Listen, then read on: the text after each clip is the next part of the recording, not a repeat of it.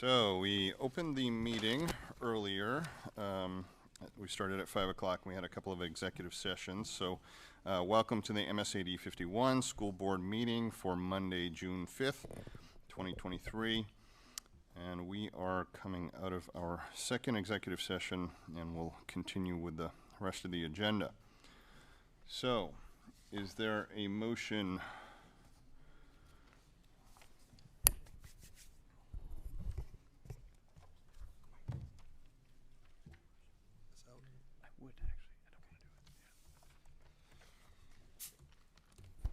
I move to deny the grievance under consideration and to provide the association with the board's written decision within the time frame set forth in the collective bargaining agreement. Thank you, Jared. Is there a second? I'll second. Thank you, Leanne. Discussion. And again, the motion was to move to deny the grievance. All in favor? Unanimous. Motion carries. Thank you. Okay, moving on to the happy stuff. Recognition. Number 3. Do we have... Oh, we have Carl here, I believe. Yes. Please.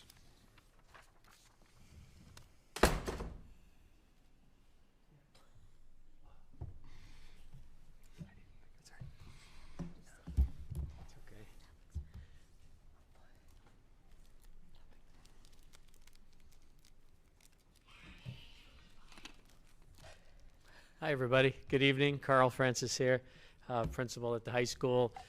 Very excited to share with you. I have a couple students with me tonight, Christopher Gilbert and Adele Weaver. You might recognize Adele was on the front page of the newspaper today with students to look out for in the future. So she's kind of famous today. Chris is absolutely famous in his own right. So today we're going to talk about a program that I was really excited to learn about in my first days at Greeley High School. The multiple pathways element of our school, which really allows students to personalize and dig into things that excite them about career interests and individual interests and extended learning opportunities. I hadn't seen it, that opportunity in other districts, to the extent that our students have the ability to do that at Greeley High School, and I'm really proud of that and excited about that. And I think our new multiple pathways instructor, Andrew Firsch, has really taken that to another level. He created a video to give you the overview and some feeling around that. So we'll share that with you right now, and then we'll let the kids jump in, the students jump in to explore that with you. Make sure we can find Geiger Room. There it is. And then they'll talk to you about their experiences. So pathways at Greeley High School. This is our multiple pathways coordinator, Andrew Firsch. Andrew Firsch here, the pathways coordinator at Greeley High School. I'm just here to share with you an explanation of what a silo is and share a few from this year with you. So a silo is a student independent learning opportunity. They're independent studies that are based off of student interest and student passions, and they feature opportunities for students to collaborate, to learn from, and support community members as well. They are credited elective classes, and this past year there were over 50 individual silos that took place at Greeley High School. The silo courses from this year represent an opportunity for dozens of deeply meaningful community connections. Students had opportunities to work with community members who generously donated both their time and expertise to support them in areas of interest, while also pushing and challenging them to be both stronger students academically, as well as more invested members of their community, citizens.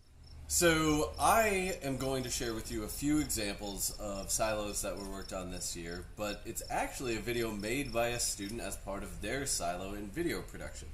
After that, you're going to have the opportunity to hear from Adele Weaver, who is an exceptional person and student who is graduating this year, but was part of a independent study in music production and was also part of the state champion Solve for Tomorrow team. So enjoy these videos, and then Adele.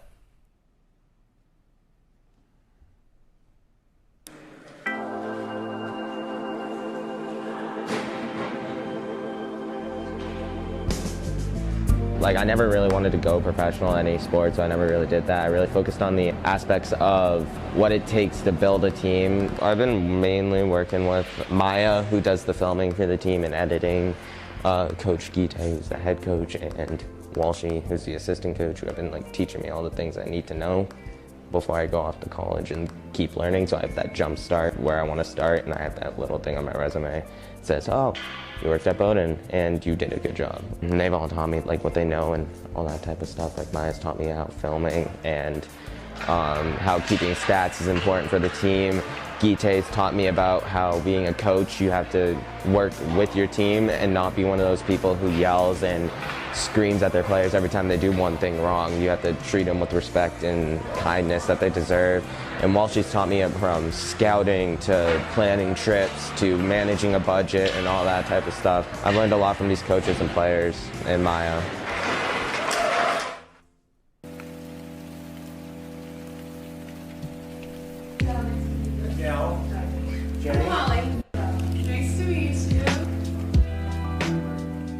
SILO program, which stands for Student Individual Learning Opportunity. And Adele and I, and originally one other member, we were like really passionate about environmental studies, and we knew we wanted to pursue a project centered around that. And so our advisor, Mr. Firsch, asked us to brainstorm an environmental related issue within our community. And I think also it was like the amount of information we get that's negative about climate change, like on social media, is just like overwhelming. So what we really wanted it to be was definitely local, related to Maine entirely, and hopeful, and framed in like, you'll get some negative obviously because that's the reality of the situation, but with every unit there's usually something, like you'll get some negative and some positive.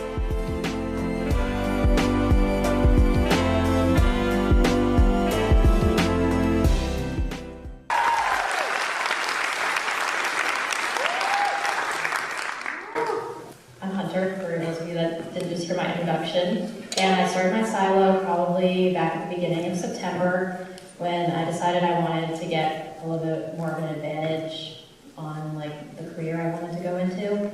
So I went to Mr. Firsch and I just asked like what we could do, and I started interning with Chelsea Ray, who is a personal stylist based in Portland, and she's helped me so much through this whole process. So I wanted to give her a special shout out. She's done wardrobe consulting and personal styling with me all year and has taken time out of her day to help me.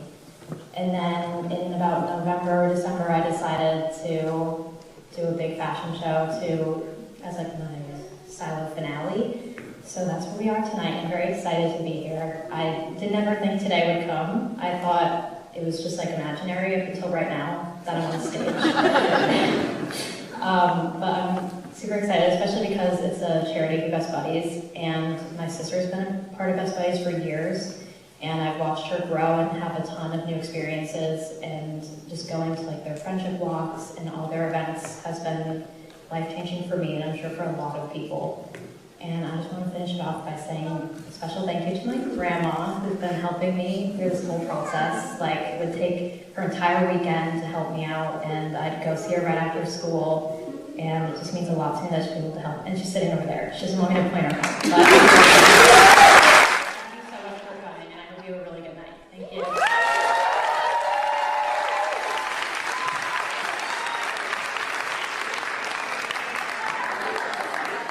So what does the future look like for SILOs and the Pathways position? Well, the hope is that the program will continue to grow with support of both invested students, invested community members, and of course the school board and school district to help with things like funding, which help make it possible to create even more in-depth opportunities and experiences for the students. As of now, at the end of the 22-23 school year, there are already 26 students signed up for fall independent studies. So there is a huge amount of room for potential growth. And you know, the hope is that from hearing about this and talking with Adele, that folks can see both how impactful this can be, not just for the students, which of course are our priority at GHS, but also for the community. And community is, in my estimation, the most important thing that we need to be working together to bring together. Thank you so much. Pretty impressive. And I have a couple impressive people that I'm sure you'd like to hear from now. So may I introduce Adele and Chris. Sure.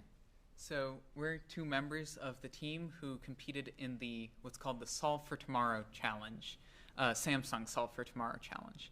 And it's basically a challenge to create a STEM project that improves the world in some way. And so basically what we did for our project was design a new type of filtering system to remove PFAS, which is a toxic chemical that's quite prevalent in Maine and a lot of rural areas, from the water supply. Yeah, so do you want to? Okay, yeah. So we met with professionals at UMaine and Orono, and we met with people who work in the field directly and help the big problems that happen around the world with PFAS, and they helped us make a prototype that will be used for like underneath people's sinks in like day-to-day life. And they helped us test if PFAS was in Greeley waters, and it's not, so we figured that out. They helped a lot with just like telling us how it works, like the chemical functions of it, how it got created, and how difficult it is for it to be removed, but there is a lot of research going into it, so yeah. Yeah, so we talked specifically to Dr. Apul and Dr. Chowdhury at UMaine Orono, who like basically taught us tons of what we knew about PFAS, and Patrick Keown from Emerging Compounds Treatment Technologies, who helped build our prototype with us and help us design it. And I think this all started when Mr. Firsch and some other students wanted to make a project about water and like water equity, I think. And so that gradually morphed into wanting to do a project about PFAS, then wanting to do this Solve for Tomorrow project, and then inviting other students like us to come and help out with it. You can go and talk about like how far we've gone. Okay, so we got to the states. We won the championship for states, yep.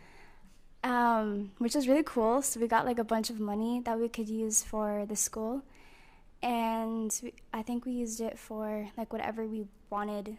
So I used my portion of the money for the civil rights team. So that was really cool that we won money for our school. That was a pretty proud moment.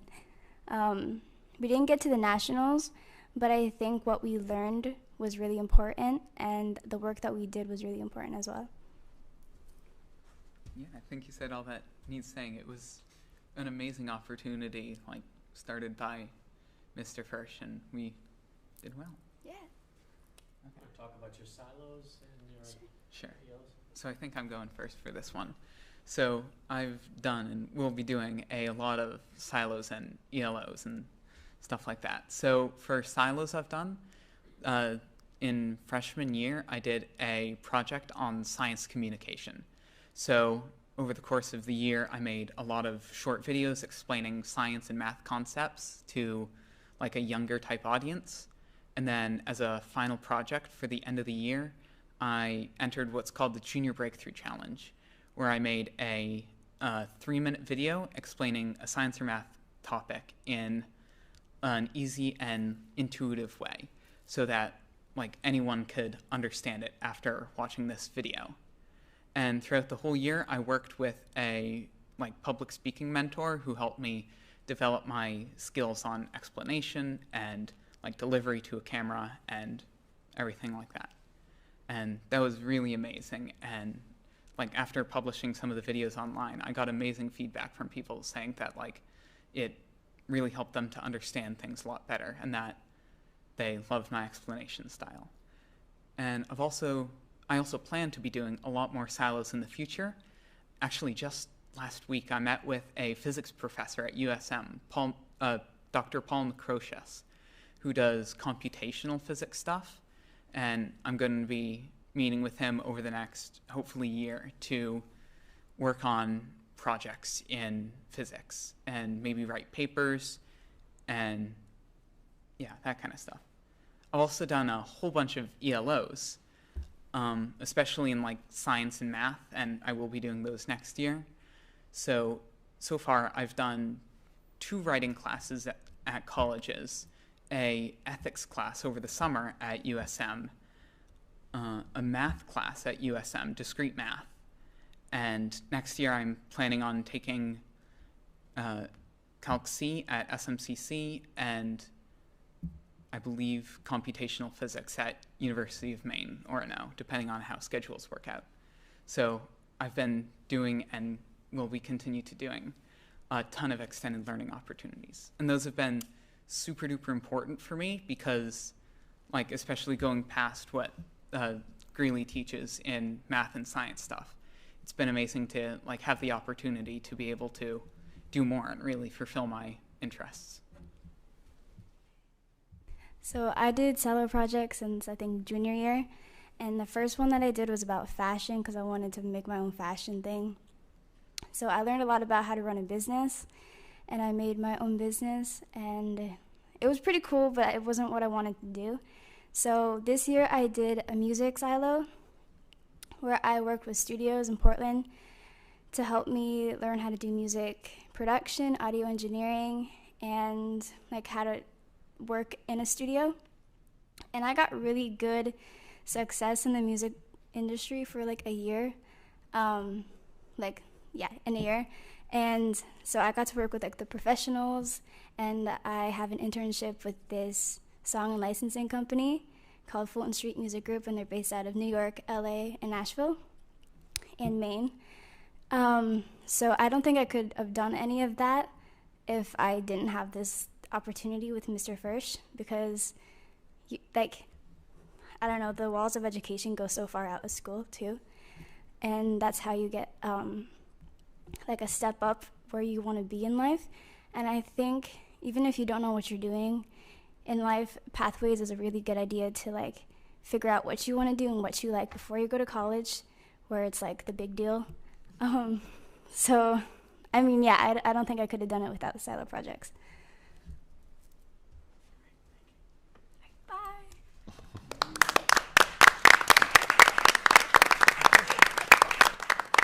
One final shout out for your support. I really appreciate this. It's an incredible opportunity for our students to explore their areas of interest beyond our impressive curriculum. And thank you for your support. I appreciate that. Thank you. Comments from the board? I had nothing to do with that, and I feel very proud. That's amazing. I'm humbled and jealous of some of the things that they're doing. So, you have something? Yeah, I have a lot of students that I went to school with who really found their spot, I guess, in life with these extended learning opportunities, silo projects. I think that there's a lot that can be gained through these that maybe you can't find in conventional curriculum opportunities. But yeah, I think they're good. Thank you. 2 thumbs up. I think it's interesting how you're already saying went, like in the past tense. Schooling, yeah. Thank you to Mr. Firsch. I think we met him on one of the board goes back to school days in his huge office. Yeah, okay. Thank you for all that, everybody. Okay, moving on to number 4, approval of minutes. I looked through these, and I think we can take them as a group. Before I hear a motion, I did have one edit, Jeff, for the May 18th version. At the bottom says Moderator Stockmeyer recognized Board of Directors, and then the next line says that I recognize Vanessa. Those two things did not happen, although I wanted them to, because I was going to thank Vanessa and the finance team for all of their hard work, but those didn't occur at that meeting, so we should strike those. So other than that, do I hear a motion? I'll move to accept the minutes from all three meetings, April 24th, May 1st, and May 18th. As amended. As amended. Thank you, Mike. I will second that. Thank you, Kim. For the discussion, all in favor? Unanimous motion carries. Thank you. Moving on to public comment. If there's people that would like to speak, step up, introduce yourself, share. Anyone? No. Okay. Seeing none, we'll close public comment and go to presentations. Number 6 on the agenda. First up is our Athletic Advisory Committee.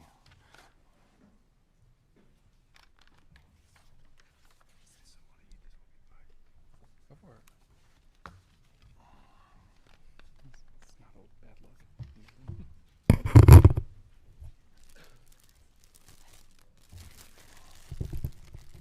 What's double? Happening.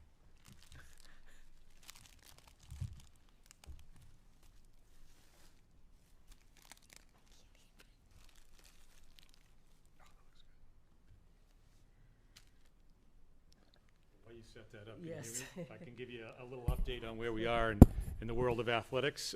Congratulations are in order for our girls tennis team, who this afternoon earned the title of Class B South champions.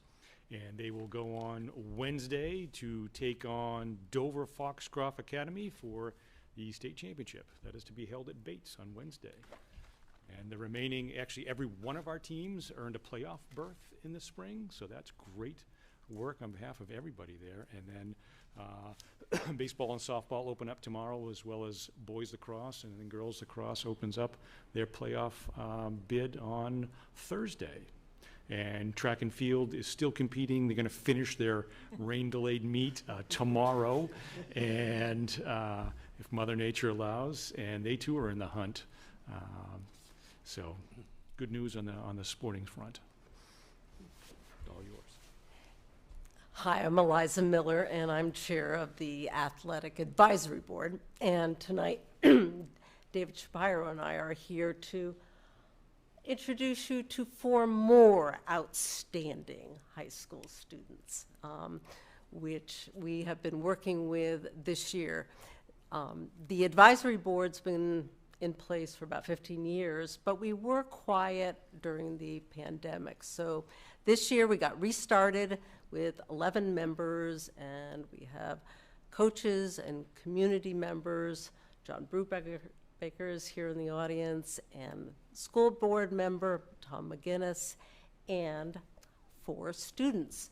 So in a second, they will share what we've been focusing on this year.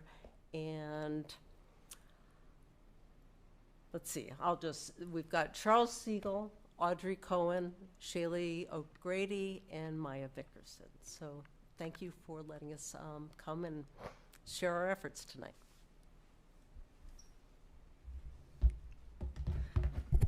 Hey everybody, like she said, I'm Shaylee O'Grady. I'm on the girls soccer team, and I also am on the Nordic skiing team. And I'll start you off with social media. Social media has been something that's always been on our agenda this year. Many individual teams have their own account, as you might have seen, but we were working on this year to try and get more of those clips and photos shared to broader accounts and shared with our community. So we've been figuring out the best way to do that. We were lucky enough to meet with Connor Grant, who was the founder of our Twitter account, which, by the way, follow our Twitter account and Instagram. And he kind of gave us tips on how to start it up again, because it hasn't been very active for a little while, and to give us a little bit of a new perspective on things. So yeah, we have 5 students as of now, volunteers, who are they organized and split up the sports in our current season to get coverage on all of them, and they're only improving from here.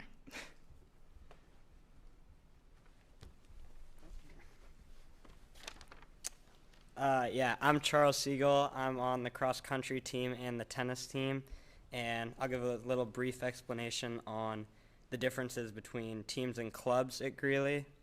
And the main difference is that teams are MPA sanctioned, meaning that the teams have a district hired coach, and that they adhere to MPA rules, which include season dates and student eligibility, while clubs aren't necessarily affiliated with the school, and they most likely don't have any eligibility requirements. And there's also little things like MPA sports don't allow you to compete in events on Sundays, while a club may allow that. And yeah, the list of Greeley teams and clubs are going to be added to the website shortly. In terms of new athletic offerings at Greeley, the sailing team has been reinstated as a club, and what this means is that they're now able to be qualified for certain regattas, and they're now recognized as a school-sanctioned club with Sail Maine and the national affiliate. And also, starting in March, there is a boys volleyball club, which practices took place after school on Mondays and Wednesdays for a couple weeks in between the winter and spring sports seasons. And there's normally a great turnout at practices, with typically around 10 to 15 people showing up. Hey guys, I'm Audrey. I'm a junior, and I'm on the swim team. So basically, we've been kind of deciding what we want to do with the money that we get from our sponsors. So we have 3 boards with our sponsors on them, out in the field, in the gym, and then in the pool. So these sponsors get renewed every 2 years. And with this money, we want to include all sports. We're not just directing this money towards one sport. So what we've done in the past, and kind of this past year, is money for Iron Ranger shirts. So if a student is on a team for all 3 seasons, they're an Iron Ranger. And then for weight room equipment, that's for all teams to access. And then in the next year, we're spending $3,000 on Huddle, which is a live streaming service that will benefit all sports, and kind of help teams be able to look over and review their films from their different games. So yeah. Hello, I'm Maya Vickerson. I'm a sophomore, and I participate in field hockey, lacrosse, and Nordic. Our athletic participation rate this year for students was 65%.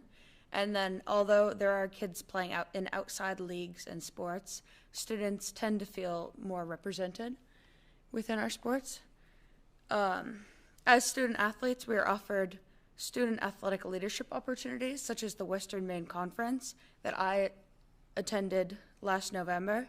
It was a great experience where we talked about athletics in different schools and different aspects of sports, such as appropriate spectating behavior and team sportsmanship.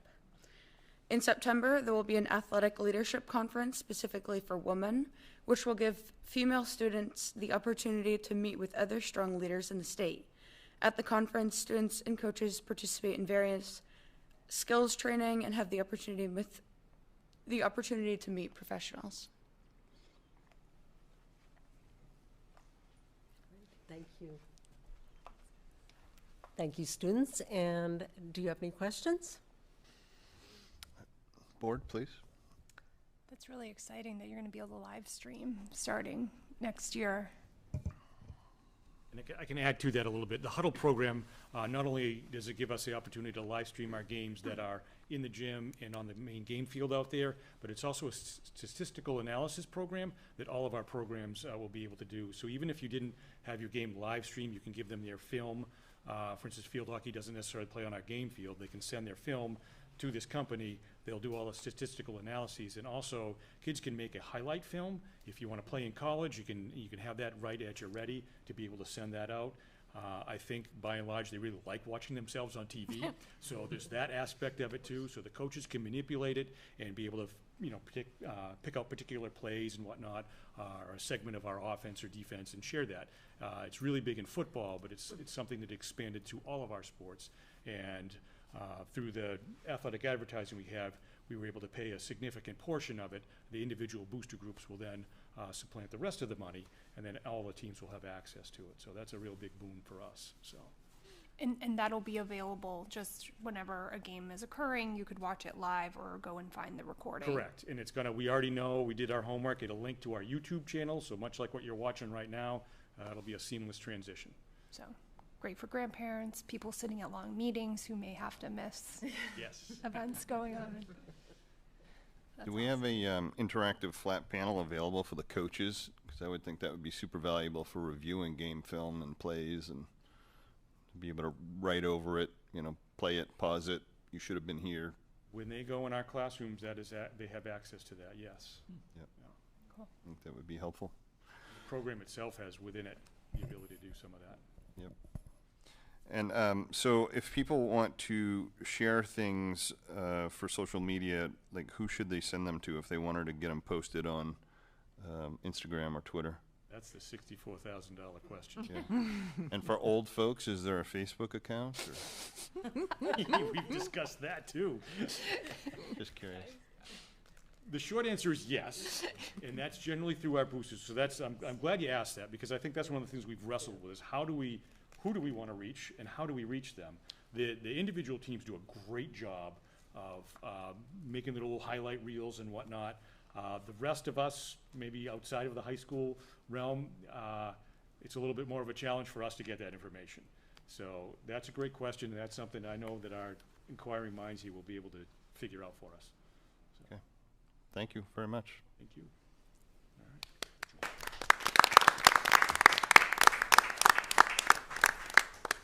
Something on Facebook that people won't argue about, maybe? That would be good.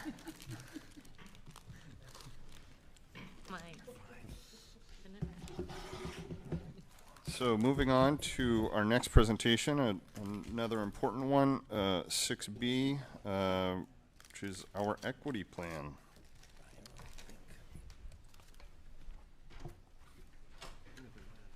Go ahead. We're just waiting to get on.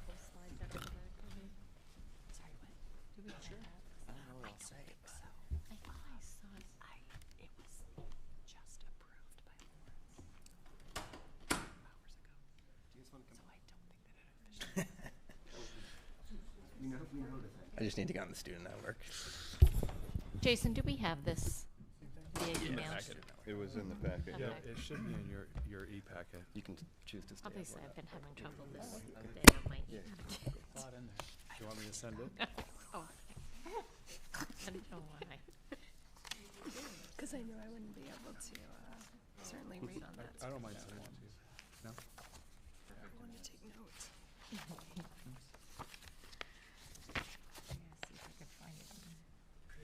Appreciate it. Next year's will be the live version. Equity plan. Yes. I got it. There we go. Okay, thank you. All right, can everyone see? Anyone see my emails? No, we're good. Well, I thought we had a pretty good presentation, but then we saw the student presentations today, so lower your expectations for sure. I'm Tim Valenti. I am the parent representative and co-chair of the Equity Inclusion Committee. And this is the draft equity plan that we have this year. This has been the main goal for our committee this year. But before I start, I just want to thank everyone. We'll probably do a bookend of gratitude, but just to start, thank everyone on the committee, the school board, all of the parents and students that participated in this and gave feedback and engaged. We learned a lot from it, and I think it made for an overall much better plan and something that the community could be proud of, but this is just a first step. Can it fill the screen? I think so. Thanks. I'll just add, thank you to members of the board. This is it's a big honor to present this today. I also want to thank members of prior committees who worked very hard to pass a policy ACA, diversity and inclusion in education, and citizenship in a global society. A lot of work went into putting that together. And policy ACA provided that the superintendent is responsible for developing and implementing a diversity, equity, and inclusion plan for review and approval by the board. Also, that based on the diversity, equity, and inclusion plan, the superintendent shall report progress annually on achievement of the objectives of this policy to the school board in the annual report. This year's Equity Leadership Steering Committee was charged with assisting the superintendent in the development of a plan pursuant to policy ACA. And we are honored to present this plan to you in a first read. The Equity Committee this year was the largest of the board's committees. There were 2 board members on the committee, myself and Kim Vine. Thank you, Kim. 2 parents, including Hannah Barry, as well as co-chair Tim Valenti. Student Representative Avery Olson, who was part of the conscience of the committee and asked some excellent questions and gave us a perspective of the students who are most impacted in many ways by this policy. Our Director of Academic Services, Susie Robbins. Jackie Hayes, Greeley High School Assistant Principal of Student Services, who couldn't be here tonight but is watching as we speak. Marie Treblecock, Greeley Middle School, 6 to 8 Principal, and Jeff Porter, Superintendent. Our goal today will be to summarize the key highlights of this policy, to take any questions that anyone might have today, and then also at the end of the presentation to reveal or to present an email address where anyone could submit questions or comments and or any feedback. I'm also reminded, seeing someone who played a very key role in this process, who I guess I missed because I'm trying to look above my glasses and into my glasses, but Katie Campbell, of course, Greeley Middle School 4-5, a social worker who's been on the DEI committee, I think, since the beginning, and who was another conscience of the committee and someone who was just excellent overall to work with. We will then look to take any questions or look at feedback that we receive and to incorporate any feedback into another draft of the policy or to submit this policy for second read. And with that, we would like to jump in. Thank you. Okay.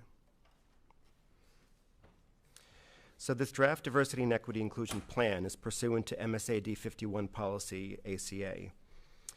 This plan provides a framework for the Equity LSC's oversight function, whereby the LSC, the Equity Leadership Steering Committee, monitors to ensure that the district is meeting the goals of policy ACA and reports to the board on all important related initiatives. Importantly, this plan is intended to help the Equity Leadership Steering Committee and the board to hear directly from student groups, teachers, building administrators, parents, and other stakeholders to monitor progress and to be respectful. I would say one of the most significant and repeated points of feedback that the committee received from the community was to make sure that we're hearing directly from students, teachers, and others who might be impacted by this plan. And we wanted to make sure that being able to get steady and consistent feedback was not dependent on individual relationships that one committee might have, certain committee members might have with certain students or certain teachers year to year. We wanted a systematic process to make sure that the committee was aware of activities that were happening in the community related to policy ACA, that the committee was aware of any either grievances or challenges, or aware of to what extent the school was succeeding in being an inclusive community, or to the extent that there was any discrimination taking place or any opportunities or to address a lack of equity or any other challenges. We wanted this to be formal and sort of systematized so that the Equity Committee could be aware, could receive feedback, and then could report to the board. And so in this way, it would be the opportunity for the board and the public to really be aware on a constant basis of what's happening in our school system. It is recommended that the plan be reviewed at least annually with the goal of working towards best practices with any recommended updates to be presented to the school board. And we suspect that next year will be an interesting year as we actually put the plan into effect. There'll be a lot of work involved on this committee, but I think we're going to hear a lot and learn a lot, and that'll give us a basis for continually updating the plan as necessary to be up to date with best practices. All right, so how did we get here? So we've been on an arc this year. The first phase was determining the content of our plan. We reviewed other plans, our district's goals, the work of last year's committee, and went on a listening tour, speaking with parents, staff members, and equity and inclusion experts, including our very own Lawrence Alexander. We focused on our first meetings, deep diving on content areas such as student engagement, response teams, and an equity, belonging, inclusion showing up in data. Taking all the information together, we began prioritizing elements relevant to our community. The initial draft was almost twice the length it is currently, so it's pretty long already, so twice is a lot. And after a number of rounds of feedback from our team and the district's leadership team, as well as Lawrence Alexander, we have narrowed it down, moved some elements to upcoming years, and made a comprehensive plan we believe is worthy of the ideals of the committee, our students, and our school community. However, it's not finished yet. So you'll see right now that everything I just talked about are all the check marks. We're here on June 5th at section 4.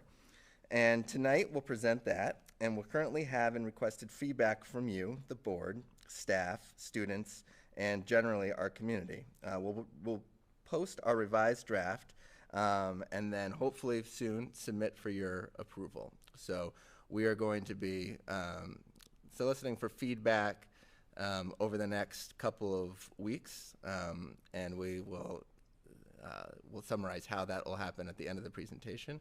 But right now is the official first read.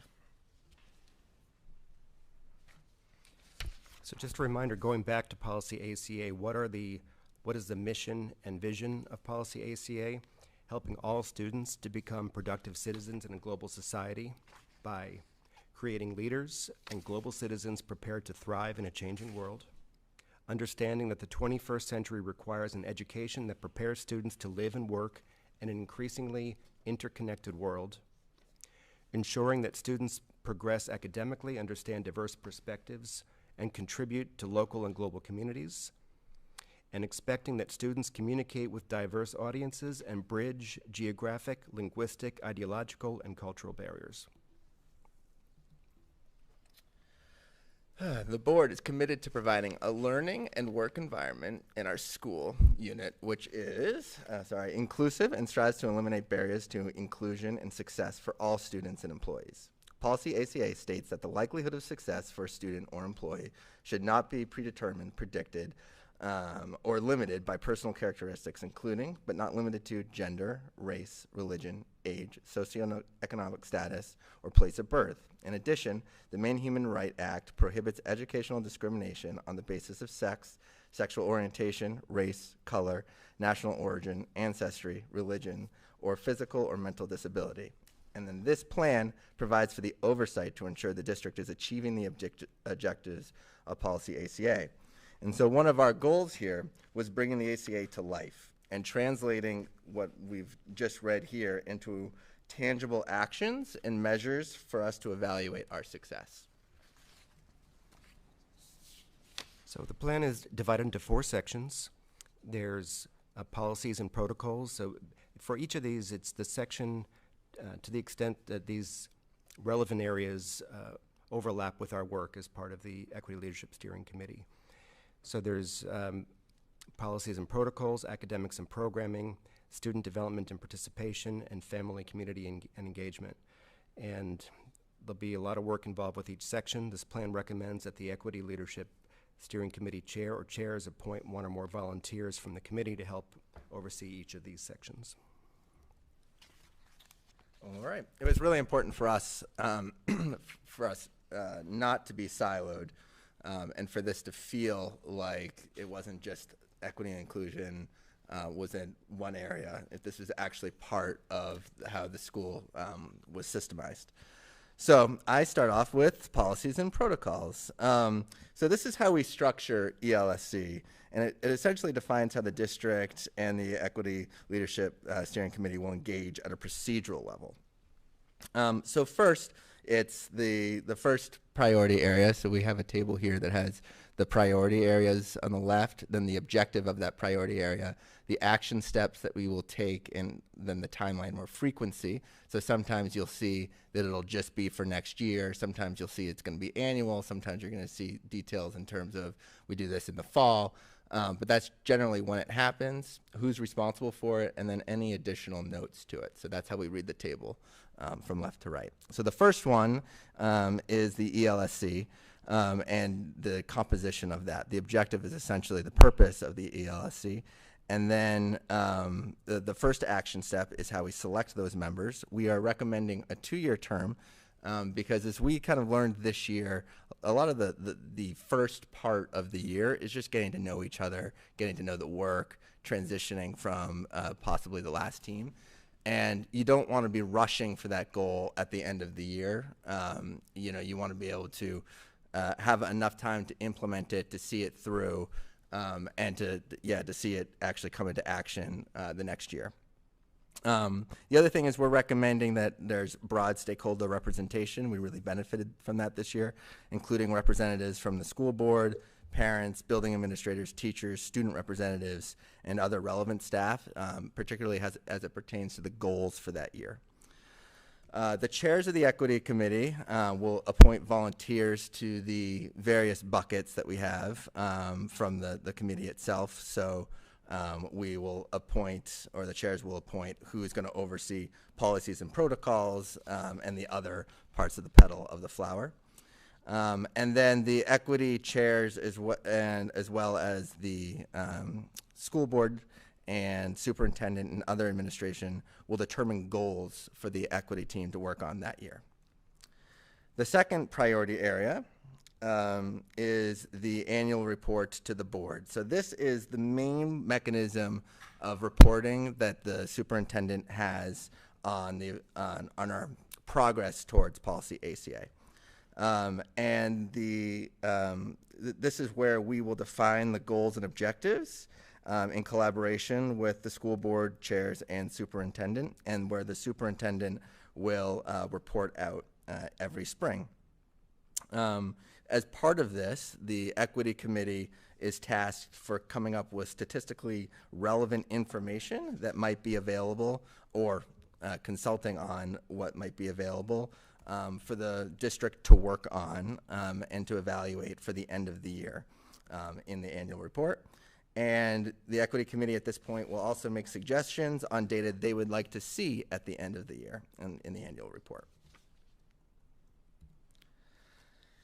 So the superintendent's update is kind of like, we can be updated at any point, but we were kind of thinking at this point was just an update from the superintendent to the Equity LSC on stuff that might not fit in the annual report or might be in the annual report, but it's almost like the practice to the annual report.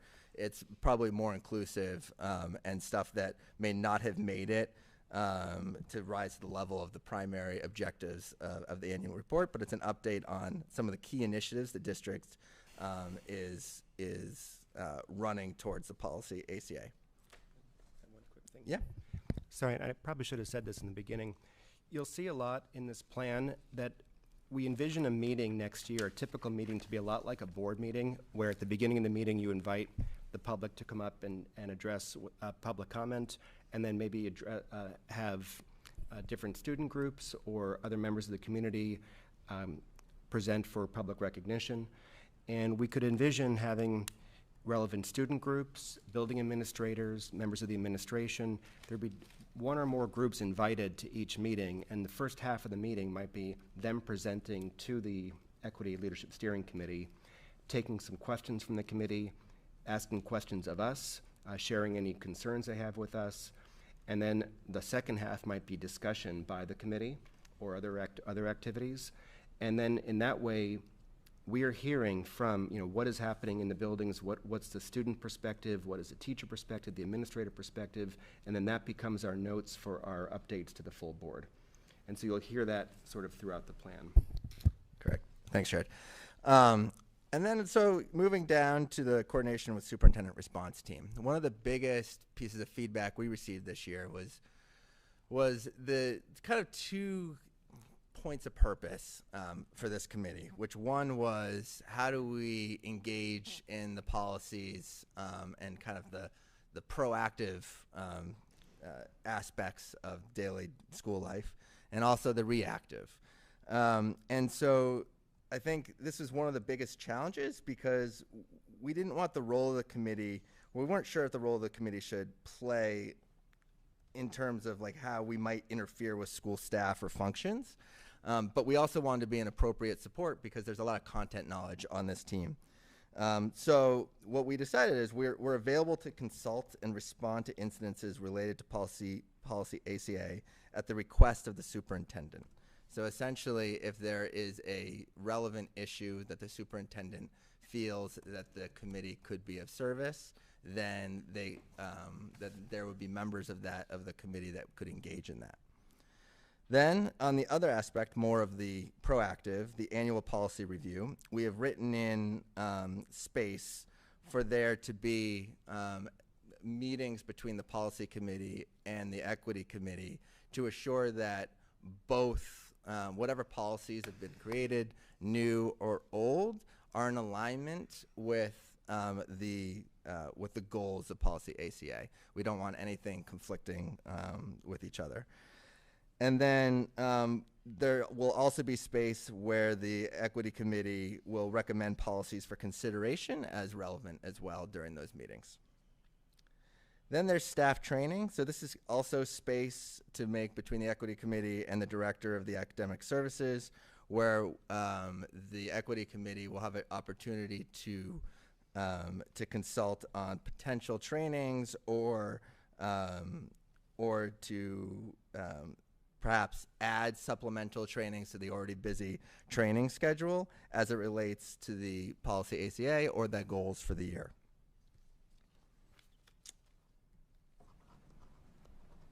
Academics and programming. So our programming, academic and social, is a key action that we take in meeting our strategic plan. And so we wanted whatever work was done by this committee to align to our district's strategic plan, or the portrait of a graduate. So the first portion would be to train the committee. The first action would be to train the committee on what our district's strategic plan is, and what the expectations are for a graduate. And so that makes sure, that allows each committee member is aligned and we're all working towards the same thing. And then at the beginning of the year, we will identify and discuss any gaps in alignment between the district's strategic plan and the goals of policy ACA. And hopefully at the end of the year in the superintendent update, those gaps can be addressed. Then their curriculum review. This is where we will provide space between the equity committee and the director of academic services to where we get briefed as a committee on how school curriculum aligns with the goals of policy ACA, again, just to make sure that there's alignment. And then the same thing with educational materials. So this is where school librarians are to be invited to present to the Equity LSC on the representation of diverse populations, authors, illustrators in educational materials. So this is space that we make every year between the Equity Committee and building librarians or volunteers or relevant educators.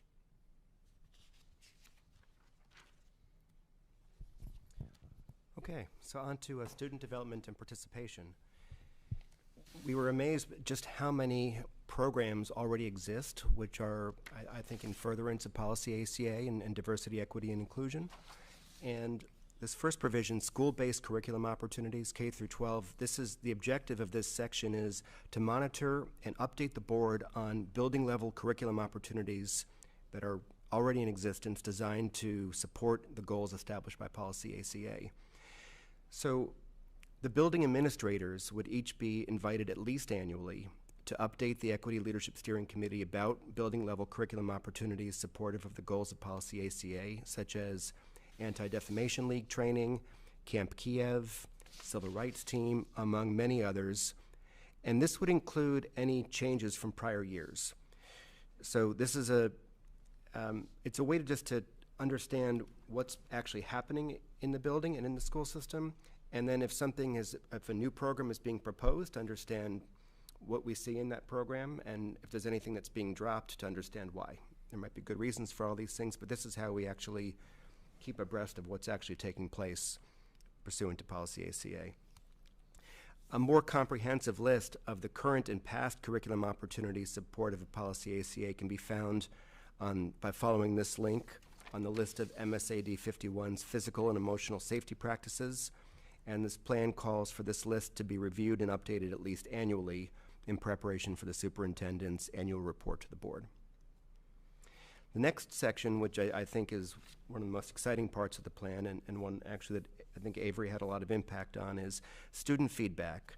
So how do we monitor the student's success in meeting the goals of Policy ACA through surveys and student group feedback? And I would say, how do we monitor our success generally in being an inclusive place, an inclusive environment, and one that is free from discrimination? So there's an annual stakeholder survey, and this calls for us to coordinate with the administrators of that survey and to invite them to, I guess, share any relevant feedback that would be relevant to the committee. And also, importantly, we want to solicit student groups directly by coordinating either with the group heads, with their teacher advisors, or with their building administrators, and invite them at least once a year to present to the Equity Leadership Steering Committee about what they've been working on and what questions or concerns they might have, and to take questions from the board as well. So this could include, for example, the ADL student leadership team at the Greeley Middle School, and we understand it's going to be reinitiated at the high school as well. The civil rights team, student government reps, the Greeley High School DEI committee, and other Greeley High School leadership student groups such as Gender and Sexualities Alliance, Best Buddies, Girl Up, Sources of Strength Club, Youth Court, among others. Do you want to add something, Avery? Please. I think another part of that to this student representative model is having different facets of the school community that we can get thinking about being equity-minded and sort of kind of assimilating ourselves into the school, the community as a whole, and kind of meeting the needs of that. Yeah, actually, to that point, there was a section, I think this next one, that was inspired by this point. So under student leadership, so objective would be to positively impact the Greeley culture by training student leaders in the principles of being an upstander.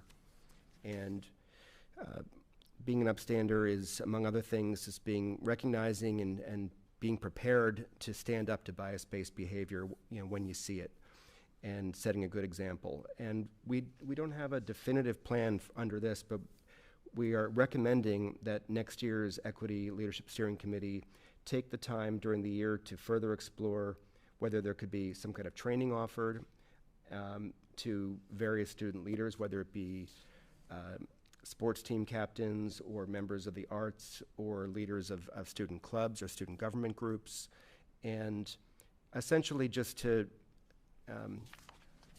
as Avery was saying, spread some of the knowledge of diversity, equity, and inclusion, but just generally, just have more people in leadership positions in the school be sensitive to what's going on around them, and if they see either bias-based activities or bullying, to know what to do in those situations and be in a position to stand up. And if we can identify the right training that we think would be well received by the students, we think that could be a win-win. Did I leave anything out on that? Okay. An additional component is student safety, and this is a big focus of the district. And again, as part of the superintendent's presentation to the Equity Leadership Steering Committee, and in preparation for the annual report, we like to just review the list each year of the physical and emotional safety practices and understand any new initiatives or any initiatives which have fallen off or practices that are no longer being employed. And lastly, a question that has come up is just to understand behavioral intervention strategy, make sure that discipline is being, policy is clear, expectations are clear to the community, and make sure that discipline is being applied equitably. And then I would say that there's a lot of emphasis on the committee about understanding, sorry, forgive me, but restorative practices, which is not my area of expertise, but it's an area that is increasingly being used throughout the school, and when applied properly, almost ensures or is more likely to ensure equitable outcomes. And this is just an area that I think the committee wants to learn more about, and to make sure that and help the board learn more about as well. Okay, so finally, family and community engagement. There's a lot of good work already being done in the district. Parent University is typically offering programming that I've participated in the last few years, which is very interesting, and some of it has often been DEI related, and so we would recommend that the Equity Leadership Steering Committee reach out at least once a year and coordinate with the chair people of the PTO or Foundation 51 to see where there might be opportunities to work together. In communication, we'd like to establish mechanisms for updating the community on activities of the Equity Leadership Steering Committee. This could include, doing a better job of updating our website, which we were a little derelict on this year. Having formal mechanisms for receiving feedback as a committee, either just so that people in the community know clearly, other than just reaching out and emailing someone they know, what's a formal way to give feedback or to raise concerns if they might have them. And then generally we want to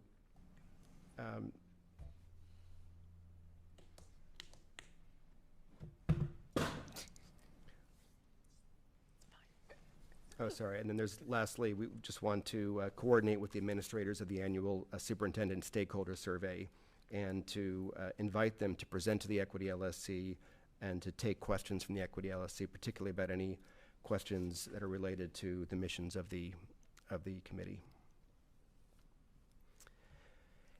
And again, we'd like to thank very much the 10 members who worked very hard on this plan. It was a lot of work.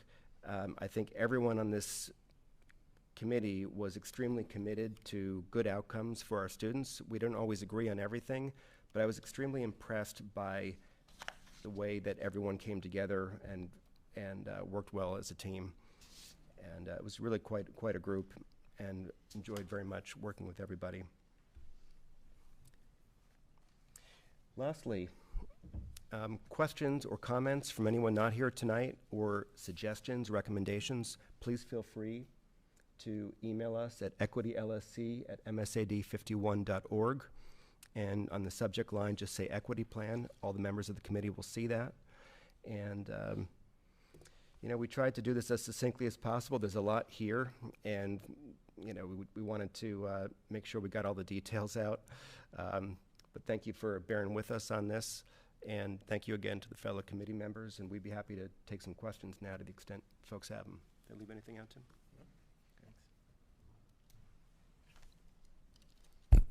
I just had one question. It was very clear in my head, and it left, and it's coming back. Okay, here we go. There is, you know what? It's not there. So I'm going to think about this, and Yeah, maybe I'll why- come why back. not? It was here, and then it was gone. I'm sorry. It's, while you're thinking about it, I do want to come back to a point that we made back in the introduction.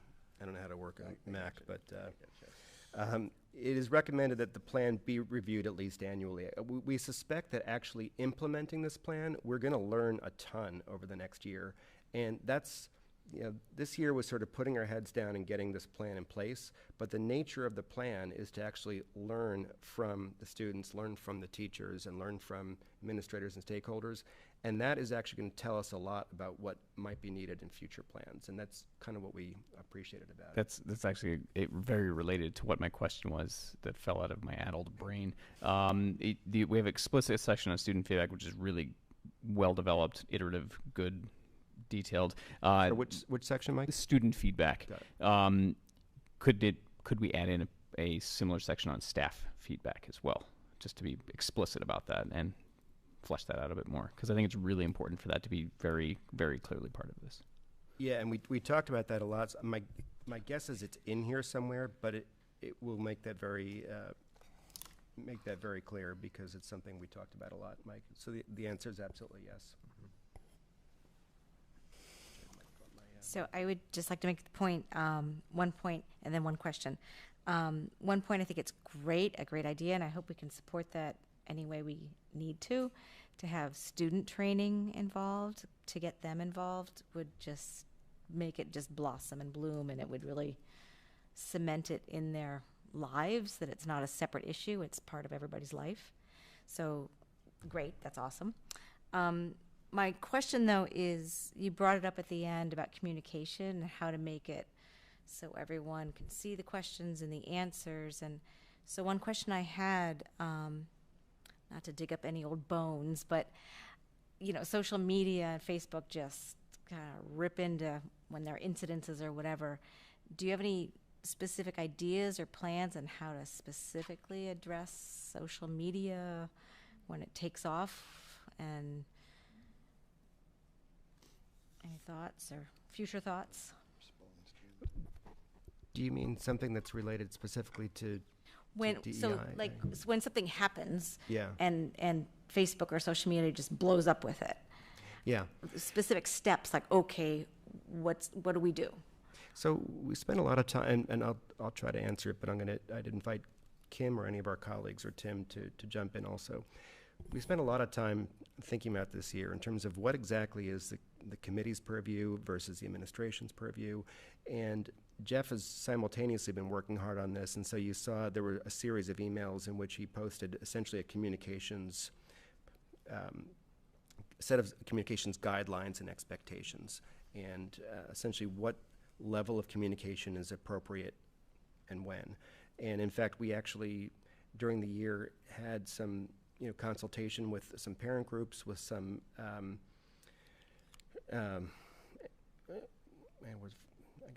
religious communities, but also people who are, spend their full time focused on this area, who have offered to be available as a resource for Jeff or the administration to reach out to consult in terms of when you have a sensitive situation, how much disclosure is called for, whereby you can protect privacy, but at the same time reassure the community who might have questions or concerns about issues, and try to the extent possible, have one source of information as opposed to rumor flow on social media.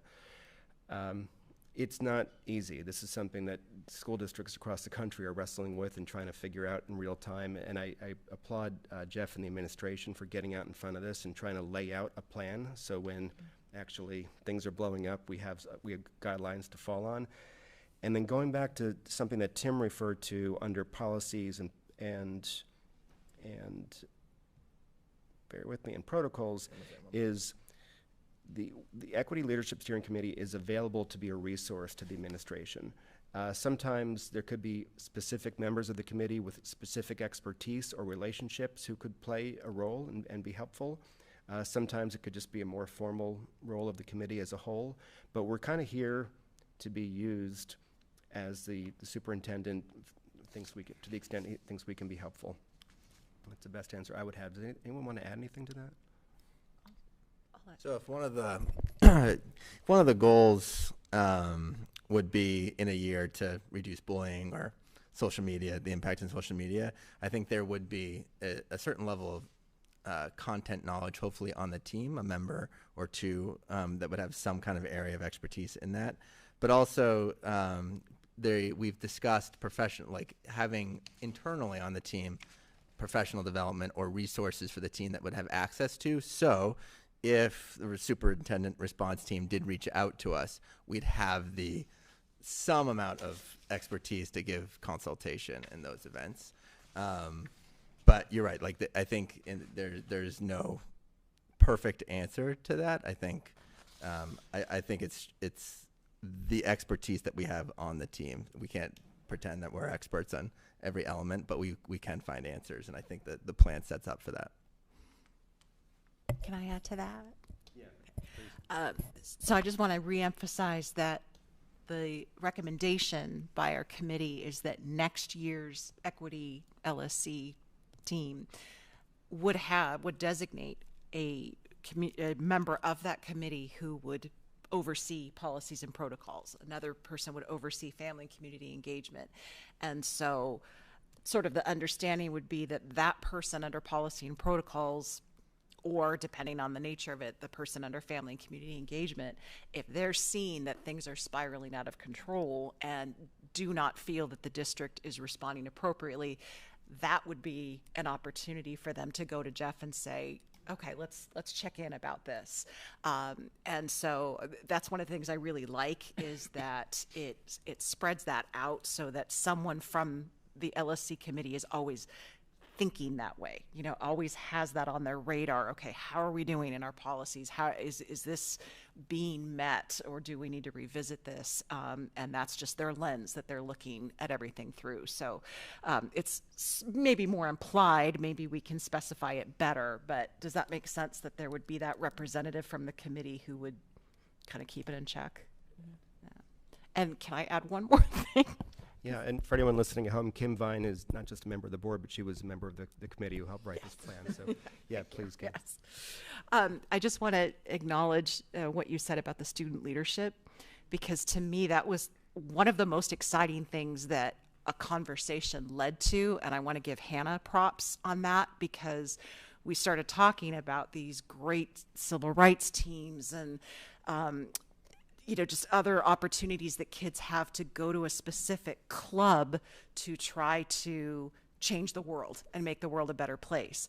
And so many kids are on sports teams. They're doing band. They have these full schedules, and just kind of say, well, I don't have time to go to an equity meeting or a Anti-Defamation League meeting or whatever. And Avery also contributed to that, saying that sometimes it's more just to be able to say that you've gone to these ADL meetings, and then you get frustrated because you're not really feeling like you're creating much change. And so the idea that we could, rather than ask students to come to that, bring it to the student leaders and really create that culture so that it's part of our DNA as a district, starting with these student leaders who, by definition, have influence and have the respect of their peers. And so I just know, for me, that process of this isn't working great to what could we do, I found to be one of the most satisfying parts of our meetings, and I'm really excited to see how that happens in the future.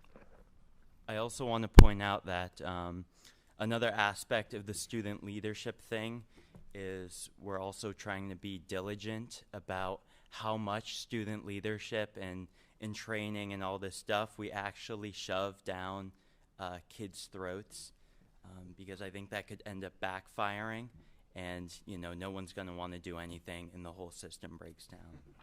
And then I think the flip side of that coin is, if we don't do enough, kids aren't going to care, and we have the same sort of thing that occurs with that. So, go ahead, Vanessa. I had some questions for Avery, since he just okay, go ahead. So while he was already there. Fire away. Thanks to the whole committee, but especially Avery, who's now already graduated but came out today to be part of this. And you mentioned something earlier, wanting people to come out of this, or out of their experience in Greeley, being more equity minded. Right. What does that look like for you if you came back, a few years from now and walked back into the high school or the middle school, what would that feel like? I think a lot of that is kind of having a cultural context for the world and kind of seeing how that's played out, and especially in sort of the socioeconomic status of where we are, and kind of how that's led to the development of our district, and just being able to identify and acknowledge the systematic sort of discrimination. I don't want to say discrimination, but if I had a better word, I'd say that. And just being able to acknowledge it and account for it in day-to-day life. Thanks, Avery. I have some other questions. I'll let Vanessa go ahead. And I think sort of back to the point you were making, Avery, just about like how do we accomplish that? What would we measure in a few years from now of what that looks like and feels like? Yeah, that's one of life's greatest mysteries, I think. and that's, I feel like, what we've spent a lot of the last 3 years discussing in this committee. And I think we're still moving forward towards that. I think a lot of this, the initial phase of this was just sort of structuring it, of figuring out a way to get to that point, figuring out how we can get. I think a large part of this program here, of this this draft, has a focus on feedback, and I think that's what we're really looking forward for, and I think that's kind of how we'll answer that question. So, if anyone has anything. I know I'm not a student. It's been a while since I've been a student. I do want to add something that Lawrence Alexander mentioned several times, which is remember kind of the values of your district, and sort of we kept coming back to the goals of producing a 21st century graduate. And I would hope that someone, we talk often about being a very homogenous community, but you would hope someone would come out of here feeling comfortable in their own skin and talking to anyone from diverse backgrounds, somebody from, whether they be different races, different religions, different parts of the world, and be able to talk to them with respect and feel comfortable just basically viewing one another as people, and at the same time to be sensitive to either discrimination or bullying that might be happening, certainly in the broader world, but also in the school. I think one thing, if there was one issue that we all bonded on very much from day one, it's that we all agreed that this should be an inclusive environment where people feel very comfortable coming to school every day and can just really focus on learning and focus on growing, because they're not worried about being bullied or worried about having to really just that. And so we don't know how to necessarily solve all those problems, but that's why feedback was so important, because we want to know quickly if there are problems in the school. We don't want them to just fester and then pop out on social media or somewhere else. We want, how does the school board, sitting up here, actually keep their finger on the pulse of what's actually happening in the school, and then be in a position to respond or try to be helpful. So one other quick thing to Leanne's point. So yes, feedback is there, and there are a lot of intangible stuff that we talked about, and what what equity looks like here and beyond. But we also talked a lot about the quantifiable aspects, how we'd find, what measures are we capable of right now? What surveys can we take advantage of? There's spaces throughout here where it talks about different measures we want to look at. There's a whole thing about the behavioral tracking that we do, some of the stuff that we talk about in the superintendent annual report, but also the report to the equity committee is a lot on measures that we have and what data do we have available to assess whether or not we're being equitable throughout our district, and if our policies are equitable as well. And there are a lot of tangible ways to do that. That's one of the expertise that I brought to this, and I feel like there was a lot of our conversations around how to make it feel something that's actionable and something for Jeff and the committee to respond to as well. Okay, I just have one quick question on the first two. I'm confused at the select team members. Isn't that a chair role? Mm-hmm. Okay, and then the second one where it says the chair of the Equity LS shall appoint volunteers. Isn't that also a chair role, a school board chair role? Yeah, That- if you look under, oh, okay. Do you see where the second bullet point? So the first, well, go ahead, Tim. Okay. So yeah, the first bullet point, we have the responsibility of the school board chair, right? So And that, we currently can't do 2-year terms. it's our recommendation at Yeah. that point. And then the other aspect is who's going to oversee those other buckets of the pedal, essentially. And the equity chairs are allowed to do that. That's internal of the team. Once the members are selected, who should we assign to, family engagement or student leadership? I think that is still done by the board chair. Didn't you select all the members of the committee, or am I? I'm not reading it the same way you're reading it, Vanessa. I think this is like, who within that committee is going to be in charge of like the policies and protocols that Kim mentioned? Yeah. I think they divided themselves into subcommittees to work on this whole So thing. the chair would still select everybody on that committee? That wouldn't change, yeah. Okay. But within those 10 members or whatever it end up being, then they can divide themselves, or the chairs would divide them into the various. But it could be a consideration, I would think, as you're building the equity committee, As the thinking chair. about, so the school board chair who is Yeah. putting together the committees might be thinking about, okay, I want to make sure I have a balanced equity committee so that perhaps it sort of naturally lends itself to those 4 oversight positions. Right. You would naturally want overlap on other committees as well, so just policy. Yeah, I think we should make it pretty clear that it's the school board chair that elects both of those. And the subcommittees it just seems like it seems like it's giving more autonomy to this committee than other committees. So you want to be distinct across the board that we're doing the same thing and selecting the same way. This isn't like a separate committee that can run independently on its own. And you guys did a great job through these policy and protocols, but it's kind of feeling like it's running independently outside of our regular school board rules. I see your point. If the chair chose a person that they had in mind for overlapping policy and this equity committee, you would want that to carry through with the actual people that Correct. made that happen. Yeah. I don't know how you would word that in conjunction with chair input or something. Yeah. I think that makes sense. They should agree. Yeah, if there's any recommended language, please, let's discuss it, but. Because you get the same thing with like academics and programming. You would Right. want that to overlap with whoever's on curriculum, I would think. Because sometimes, depending on who the chair is, this isn't going to supersede already the chair roles. And it kind of feels like some of the language, and you guys did a great job, and there's a lot of details in this, and I do appreciate everything you've done. But especially in the policies and the protocols, there's a lot of language that seems like it's superseding the chair role and already what we have established. Curriculum is also one that kind of came to my attention. Yeah.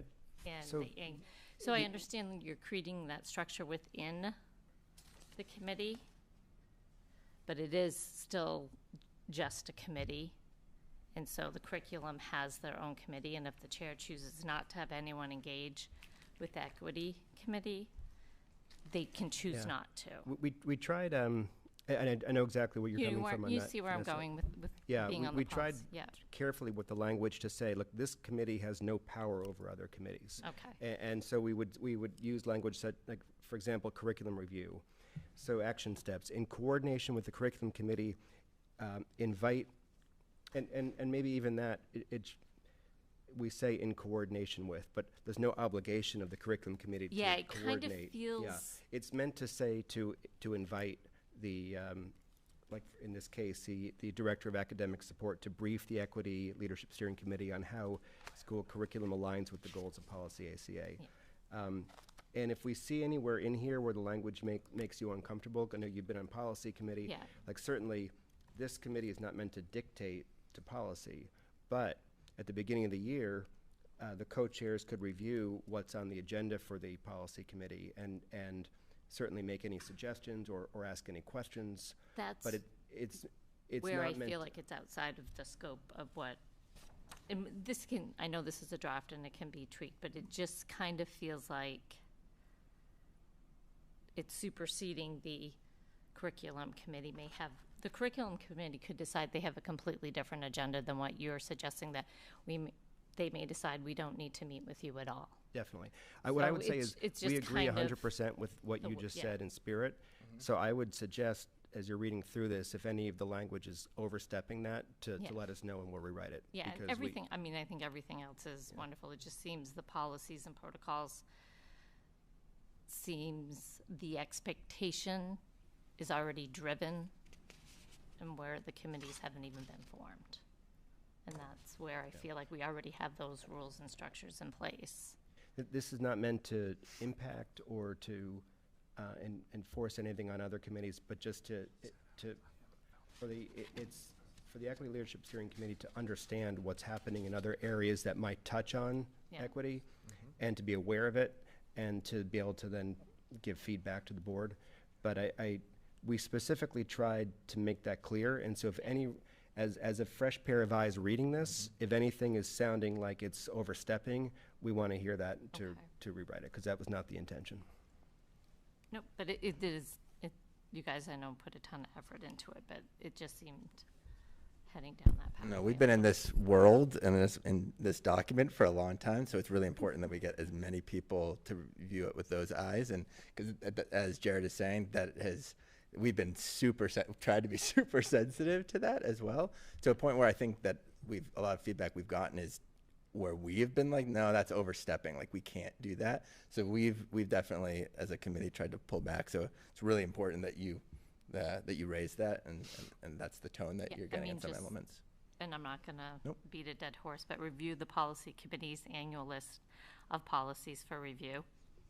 I don't feel like that's an equity committee's responsibility at all. They could say, oh, can you review this? But to review the list of policies that Jeff might have set forth, working with a lawyer, that we need to come up with because of state statutes that have expired, that's that's the type of wording that it's like, I see where you're trying to go with it. Going to create conflicts of believe who's it- steering the ship, sort of, Exactly. in certain areas, yeah. And it is a public document. I know, because I'm on the policy committee too, so Yeah. I see it. But Right. the list of policies for consideration, I forgot if that was. The list of policy for considerations are driven by the state statutes that have expired. Right. And the chair of the policy committee. Yeah. But it's available for. Yeah. Yeah, we have that list. You had it in the beginning of the school year Yeah, I to don't have the think, it's list. not posted I publicly. think they've been put on I the think we agenda. did. So it's public? Yeah. Right. I'm gonna dig So for it seems like that's not your job as equity. No, I think to be clear, we're drive not that. seeking.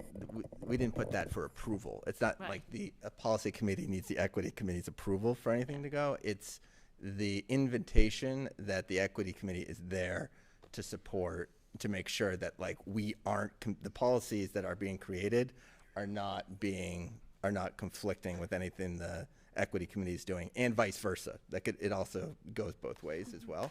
And so I think it's just more in the spirit of collaboration for the plan. But to be clear, it's providing feedback or suggestions. It's not meant to be, it's not meant to govern, but just to point out either observations or recommendations or provide feedback. That being said, I think we should But take if a the close look policy at that. If the policy committee never reached out to the equity committee, essentially, we would not be following this plan. No, that's not Okay. not Okay. Do intended you that see what way. I'm- It's annual policy review, provide guidance on policy through feedback to the policy committee. This is meant to really be one way from the equity committee to the policy committee. and the policy committee can take it or leave it.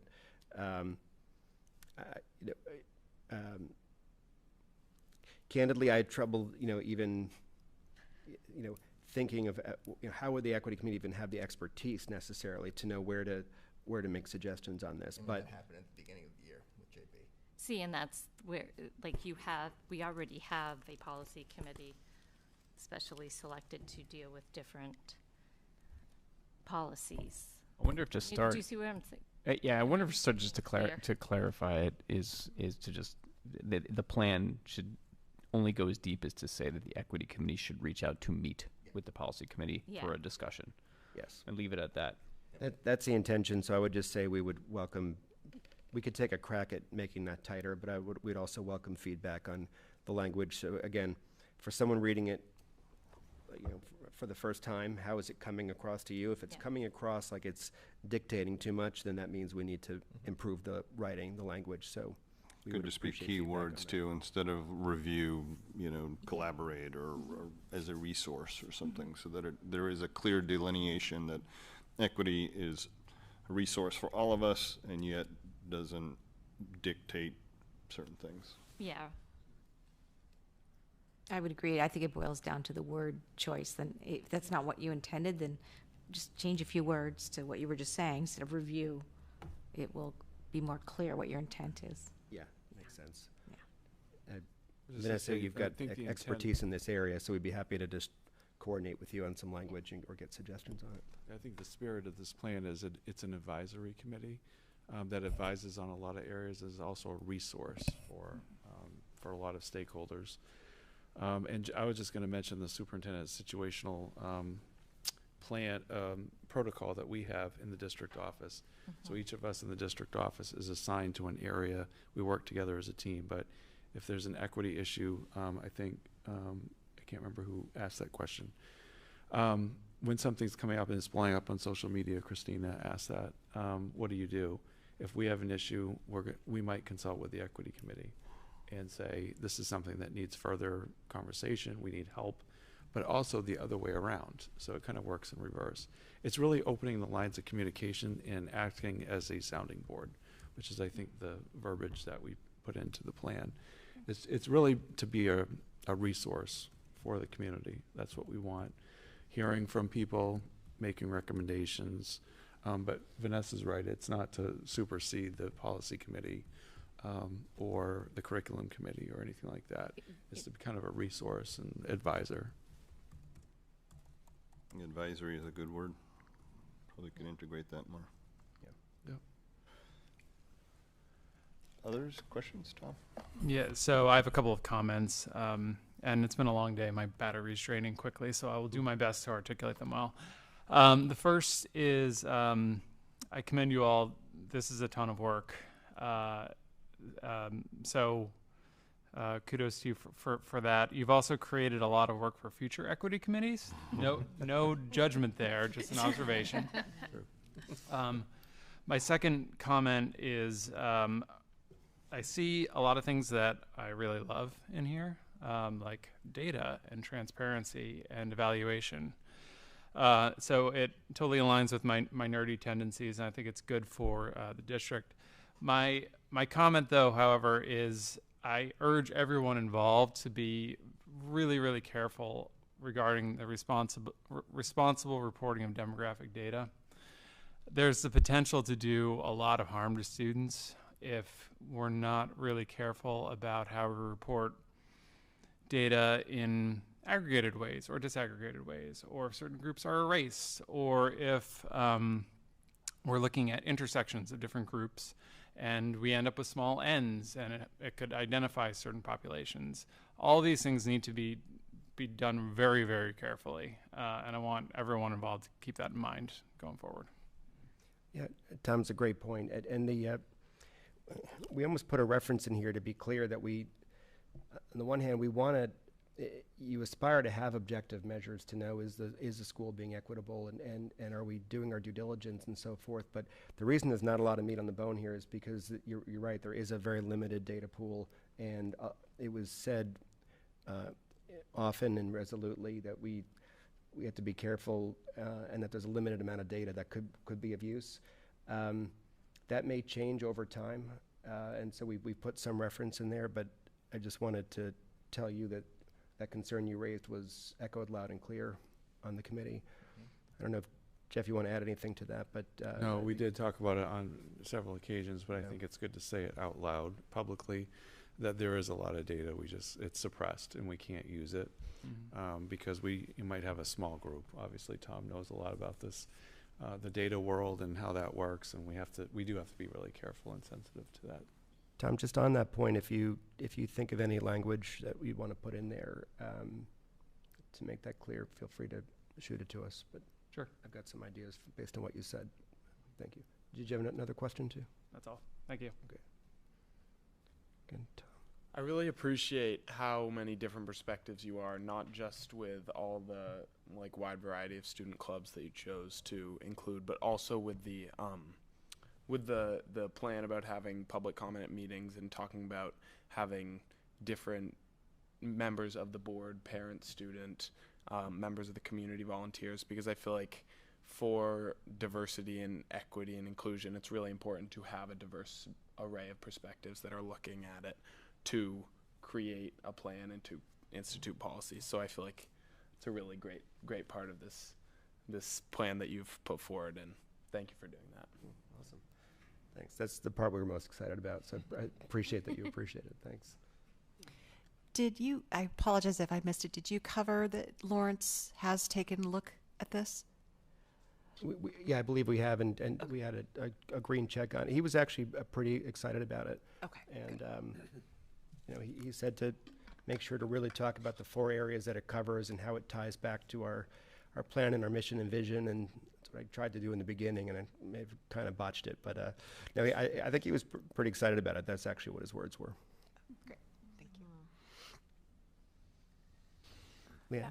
My only other question was just what you had ended the presentation on, was, how can others engage with providing feedback? I know there's the email address, obviously anyone watching along tonight can see this recording, but when will this be, PowerPoint be made available, or the plan? And what is the timeline for collecting feedback? Are there other venues other than just directly reaching out to provide feedback? So I assume the plan is now public and that I should have double checked, but I don't know if there's a link on the agenda that accesses it. It is public. Okay. Yeah, it's now public.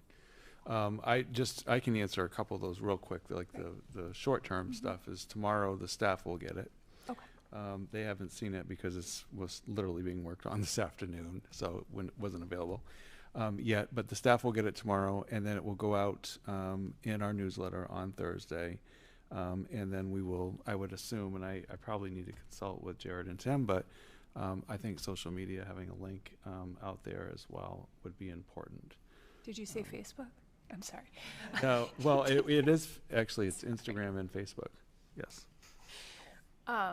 And so the feedback it'll be taken from all the various parties and then collected, and then the leadership, the existing equity leadership team will take in that feedback and make a revision.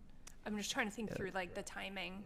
Yeah, I mean, if everyone came back and said, this is perfect, and I think we already have some suggestions, but if everyone loved it, great. And we, this could be first read, and June 20th could be second read. If there's feedback on it, I think we would aspire to do sort of one more turn and kind of post that again publicly to be out there over the summer, and then we would just recommend that the next Equity Leadership Steering Committee take it up in the in the fall. See what else there is to add, what feedback has come in over the summer. I mean, it'll all be captured on that email address, and then they will present it to next year's board, essentially. Tommy and Avery, how important do you think it would be that students are made aware that this plan has come out and that they feel that they have an opportunity to read it and review it? I think it's very important, considering that student representation is a large chunk of it. I think students deserve to be aware of how different leadership responsibilities will change. And yeah. Is it? I agree with that. Sorry, and I also, adding on to that, I feel like as you make more people aware of the work that's being done, it also kind of invites them to like engage themselves and contribute their perspectives. So I agree with Avery. So, for example, at your next student government meeting, something like that, would you say, "Hey guys, take a look at this. We'd love to hear your thoughts." I mean, absolutely. I definitely would. I think that, but also it should be done more widely throughout the entire school as well, because I think that, like, you want to try and reach everyone that would be interested. Because I really see this as a learning opportunity for either the high school DEI team that, remind me, who runs the high school Mrs. Hayes. equity team? It is Jackie. I know she's on it. Yeah. I don't know if she actually is. She organizes it. Yeah. She But coordinates it. for students to not only read the plan and give their feedback, but to also understand what an equity plan even is. And so if they have concerns over, what's missing, they're learning this process of government and civic, just lost the word, but it's civic processes. I think that could be a really valuable tool for the high school, and maybe not until early fall, which is when we're planning on really presenting this again, having had feedback. But I'd love to see some sort of student, like, official learning opportunity. Does that make sense? Well, I think that's a job for Tommy. I was going to say Avery. I said Avery, but Avery will be up the road somewhere. So I think that a link to this plan would probably sit well in a morning announcement spreadsheet that can get around on the TV screen. Yeah, I love those actually. Oh, those yeah, are the good. TV Good screen. announcements. My sister designs those. So. Oh, really? They're very, very well done.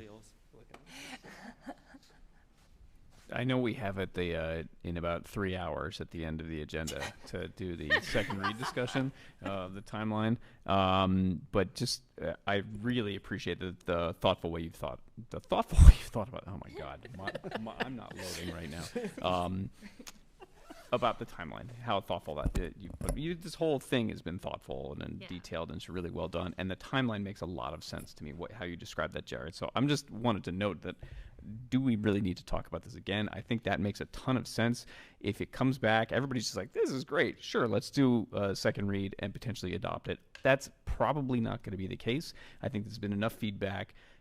We can certainly talk about it again on the 20th and think about whether we want to adopt it. But more than likely, it would be a great thing to then sit with over the summer, have the new board orientation, cover it even 15, 20 minutes as part of that orientation, and then adopt it there. And I'm mainly saying that because then it's not my responsibility. I second that. Yeah.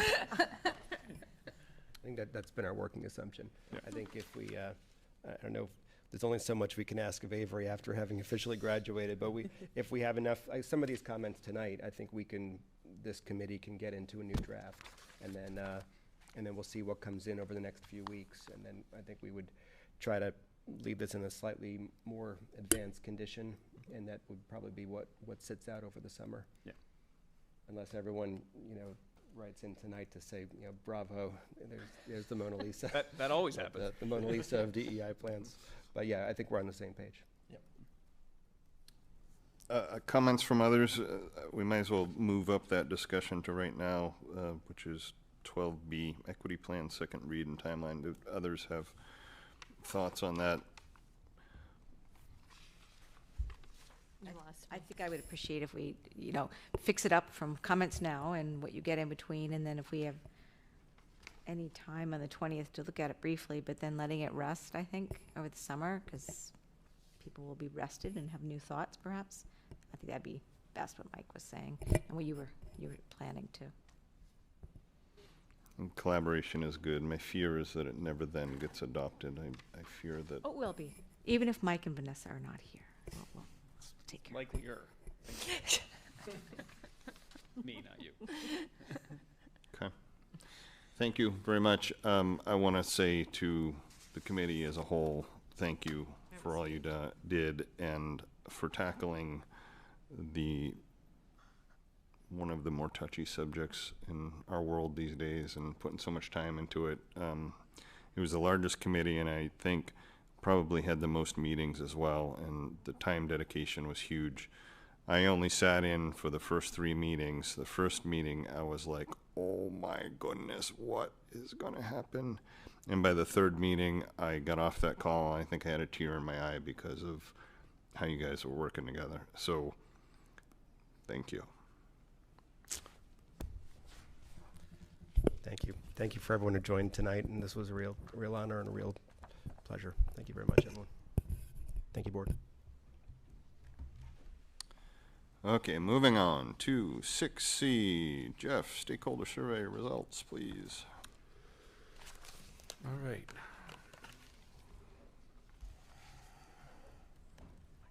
Before that happens, I'm gonna head out. That was the reason I showed up to I this. was waiting for you to say that. I don't know when the next time I'll see you all will be. Maybe never. It's been a great time working with you all, especially the equity committee. I shouldn't say especially. It's been equally amazing to work with each and every one of you. And yeah, I just want to say thanks. Thank Goodbye. you, Avery. I miss Thank you. you, Avery. Back next year, Avery. Yeah. Go watch my graduation speech. I don't think it's posted yet. You had an excellent speech. Excellent. Is it? I'm curious. Is the ceremony, is the commencement ceremony ever going to end up just like as a YouTube video on It does get posted, yeah. We All post right, it. good. Yeah, you can go back and look at other ones. I don't know when it will be posted, but it will be posted. That'd They be clean it up. nice. And I would say it was an excellent speech. Something about failure, blah, blah, blah, but I know Something you about weren't that. referring to the board. Yeah. Great. The superintendent. All right, well, I know that everybody is exiting for a break. Do you want me to wait, or do you want me to just keep going? Yeah. 'Cause this Can we keep going, or people need a bathroom break? Bye, Avery. All right, we'll take a quick 5-minute break. All right, we're going to take a 5-minute break. We get to use that slide that says board is in intermission.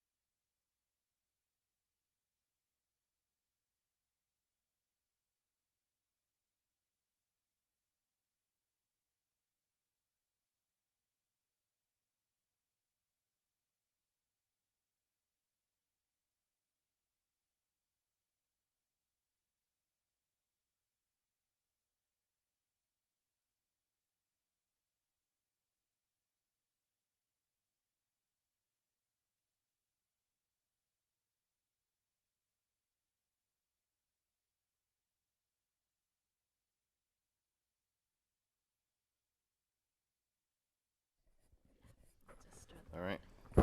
Welcome back. All right. Jeff, please. Welcome back to the second quarter of the meeting. That's true. Second quarter? Yep. Take out the popcorn. This is a stakeholder survey summary, 2023. And we provided surveys this winter, we sent them out. Why do we administer these surveys? Basically, it goes back to our mission statement and making sure that we are true to our mission statement. This is just one way of finding out what people are thinking and the feedback that they give us. This is a 360-degree feedback sought on different key areas of the district in our schools. We surveyed all students, grades 3 through 12, who wanted to participate, all of our staff across the district, and our parents and guardians. It's the first time since the winter of 2020 when these surveys were administered, and we're using 2020 as a comparison for the most part, but 2023 is the new baseline. So I'll be showing you comparisons except for the parent and guardian survey, which the questions all changed in 2020. And it was hard to compare from 2020. And we tried to focus on the questions that have the greatest leverage. So just kind of giving you a baseline on why do we do these even more. Data is important. We need people's input, even if we don't agree with it. And I think that's a really important part of it. And this comes from Fred Perdue. He's an author. When he says, when you turn over those rocks and you look at all the squiggly little things underneath it, you can either put the rocks down or you can say, my job is to turn over those rocks, look at the squiggly things, even if what you see scares you. So there's some things in these surveys that might scare you. They might be those squiggly little things under a rock, but we need to put it out there and acknowledge it and go from there. So in this report, you'll see that satisfaction was determined at 80%, and it is somewhat arbitrary, but 80% is generally considered to be like the baseline for satisfaction.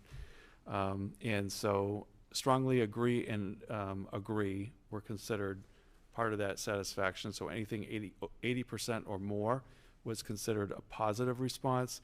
Anything below 80% was considered to be an area of concern.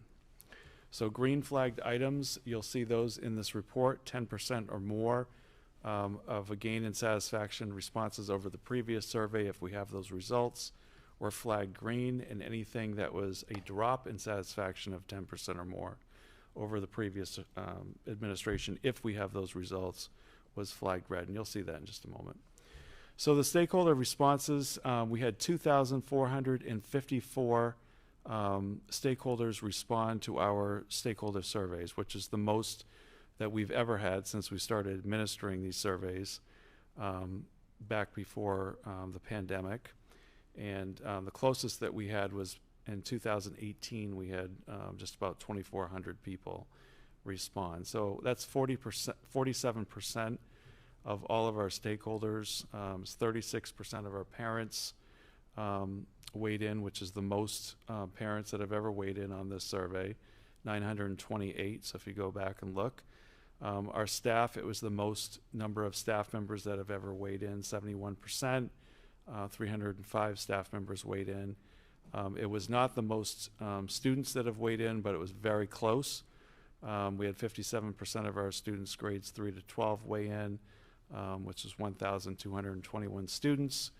We actually had more students back in 2018, but just a few more. So in other words, we had a very good response. So for students grades 3 to 5, again, I'm going to start with satisfaction. 80% or above is considered positive satisfaction. These were all of the areas, and I'm not going to read through every single one of them, but these were the questions that were positively responded to by students in grades 3 to 5, and the yellow areas are drops from 2020 of more than 10%.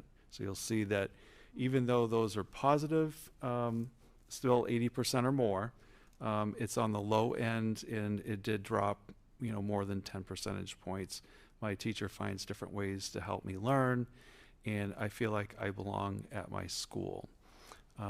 So again, that was a drop of just 10%. I feel like I belong to my school. But again, we're using a consistent guide for all of these results, and those are the two that came up. But again, this entire list is 80% or more, so these are positive responses from students in grades 3 to 5.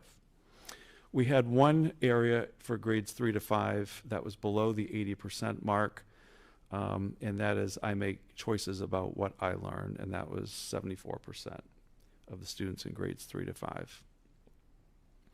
For the older students, secondary students in middle school and high school, grades 6 to 12, these were areas that were, again, satisfaction 80% or above. Again, I'm not going to go through all of these. If you see an asterisk next to a question that was asked, that means it was just for high school students. So my school provides a variety of classes to meet my needs, was only asked of high school students. That went up more than 10% over the last administration in 2020 with the same question. So we had 82% saying that they were happy in high school. And I will say that over those 3 years, we have made a consistent effort to build in more electives that are accessible to more students in our school at the high school. So that it may be a correlation, it may not be. But these are all areas, again, that are 80% satisfaction or more. You can see there's a number of areas that students, including my school respects diversity, 83%. It's on the low end of that 80%, but it's still in that range. I'm feeling safe at school. That's another one that I think stands right out, 86%. So you'll find that on, again, satisfaction that's below 80%. One that was a gain of more than 10% from the last administration of this survey. What I learn in my classes is preparing me to be successful in college, career, military, and or life. Again, low. It's on the below 80% list.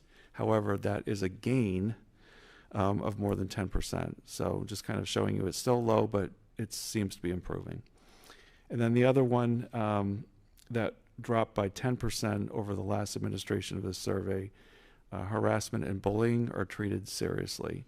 63% of the students responded on that, and it was 73% 3 years ago. And then the high school only questions, the grading and evaluation of my work is fair, exactly where it was 3 years ago, 75%, just slightly below that 80% satisfaction. And then my school is well maintained, 69% of students said that. And again, those were two high school only questions. So the staff survey, I'm going to show you those results, but I'd like to say a couple of things before I show them to you. I think it's important to understand when some of these surveys were administered. This particular survey was administered as the other ones were during the midwinter months. We have had staffing shortages. I'm not making excuses, but just giving you a context. A lot of staffing shortages still continue this year, finding ed techs for positions, finding custodians, food service workers, bus drivers, and even a couple of teaching positions that are specialized have been a struggle this year. Overcrowded conditions, obviously, as everyone knows. We were also in the midst of a collective bargaining impasse with one of our bargaining units, which has about, at this point, 75 members, 80 members to it. School property, or the school project, had failed back in November, so there's a lot of uncertainty, and the survey was given, I think, 3 months after that. There's been a lot of national scrutiny of schools and teachers and educators over the last year, as we know, actually in this district more than a year, but it's really been a huge conversation on the national arena in the world of education. And also the Merrimack College Teacher Survey of 2023 found that the teacher satisfaction level had actually gone up from 10% to 20% this year. which is a horrible statistic. Teacher satisfaction levels only a few years ago were incredibly a lot higher than that. So it's just tells a lot about the profession in general and where people are. 35% saying that they're very likely or likely to leave the profession. That's a national survey. That's not our district, but I think some of the results will show you that some of our staff probably feel the same way. And at the state level, 55% of current Maine teachers have considered leaving the profession since 2020. And we are seeing the lowest numbers of people going into public education across the country, and definitely in Maine, for teacher education right now. So that means that we're not going to have the level of teachers going into the profession that we've had in other decades. So I think COVID had a lot to do with it, the pandemic. I also think there's, just a lot of politics in education right now that's contributed to it. But I definitely wanted to give you those before I show you the staff results. So again, this is a list of 80% or more satisfaction. I was, even though there was 10% drops in some areas, like I'm proud to be a staff member in MSAD 51. It was still 89%. It has dropped 10% over the last 3 years, but it's still well within the positive margin. I have a clear understanding of our school or department's goals. That dropped more than 10%, but still within the positive margin. District communication is communicated effectively to me. More than 10% drop there, but still within the positive margin. Superintendent makes efforts to be visible and engage with students and staff.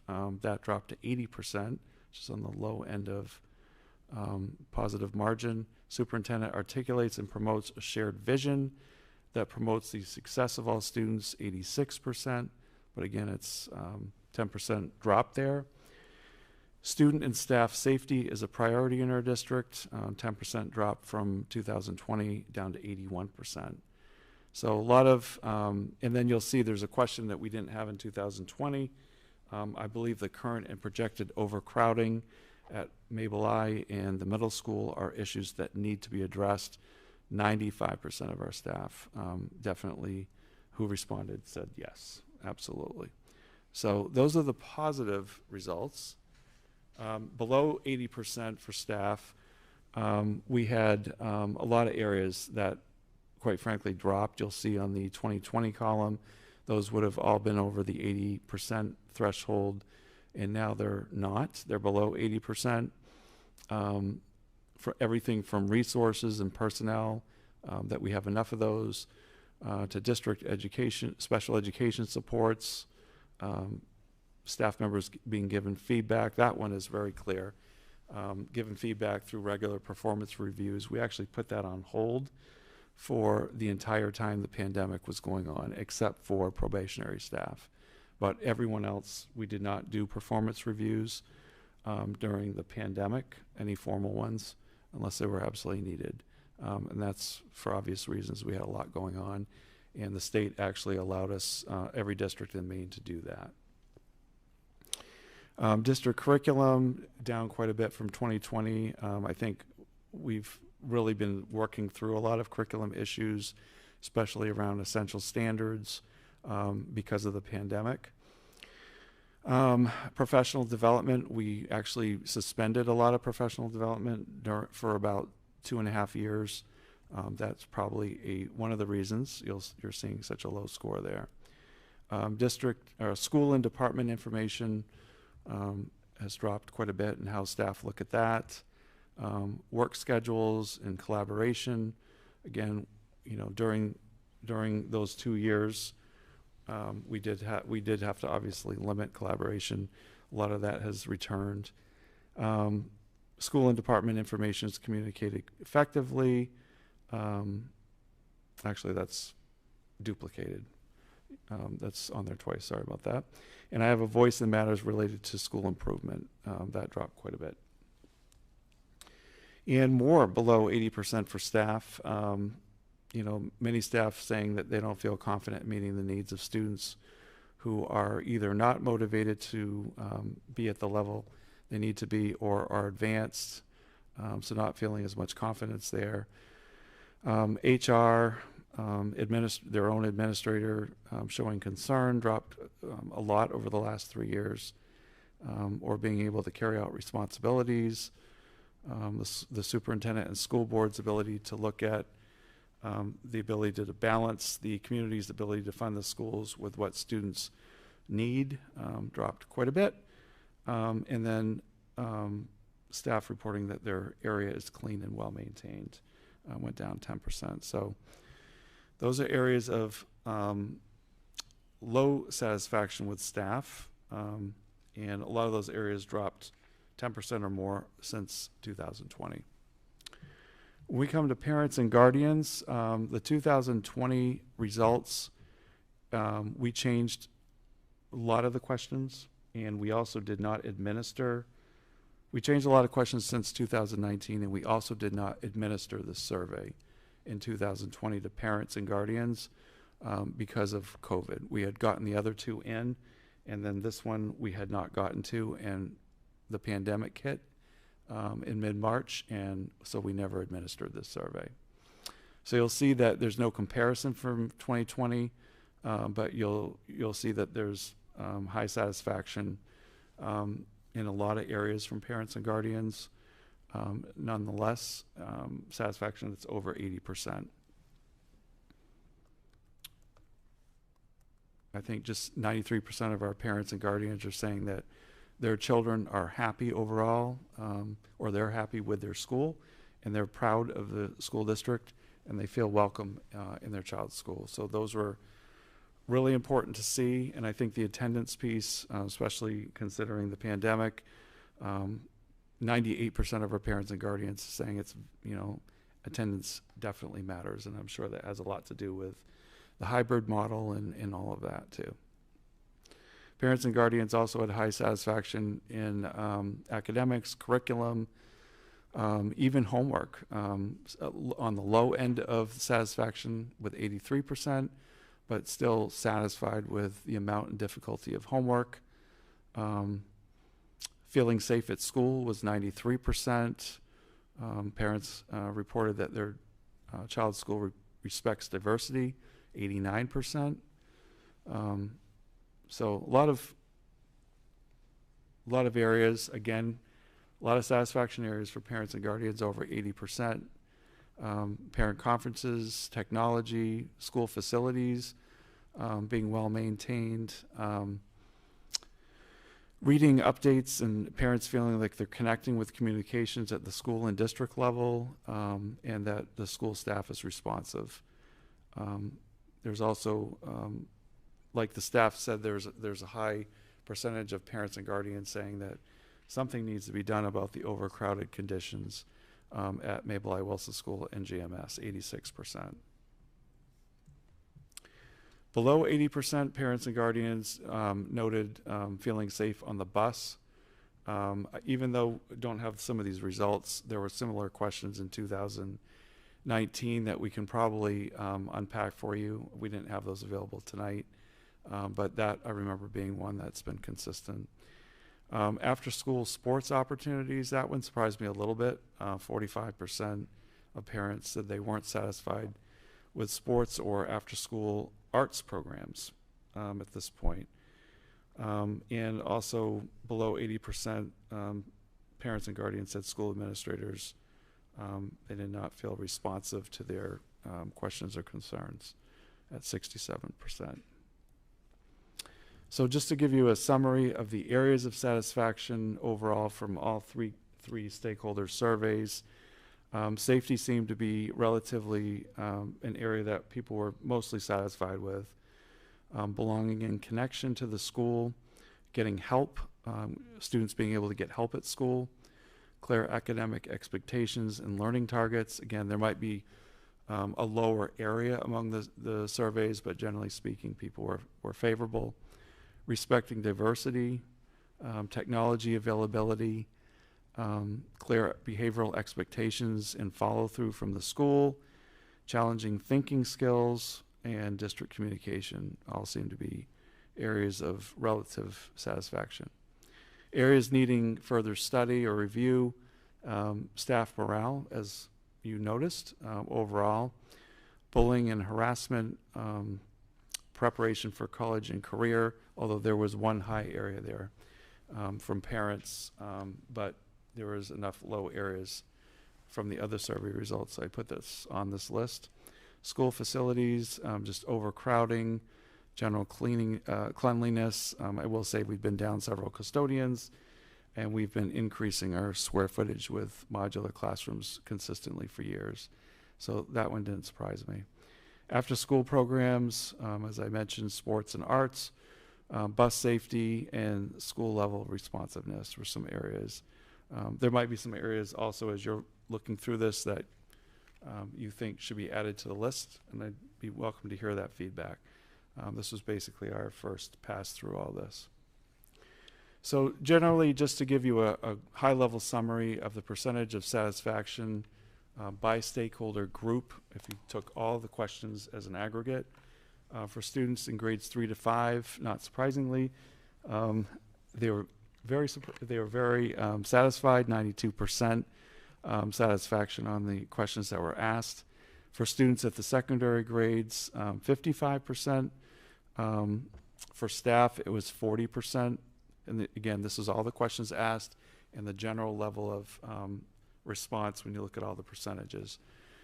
And then for parents and guardians, their general satisfaction response was 86% overall.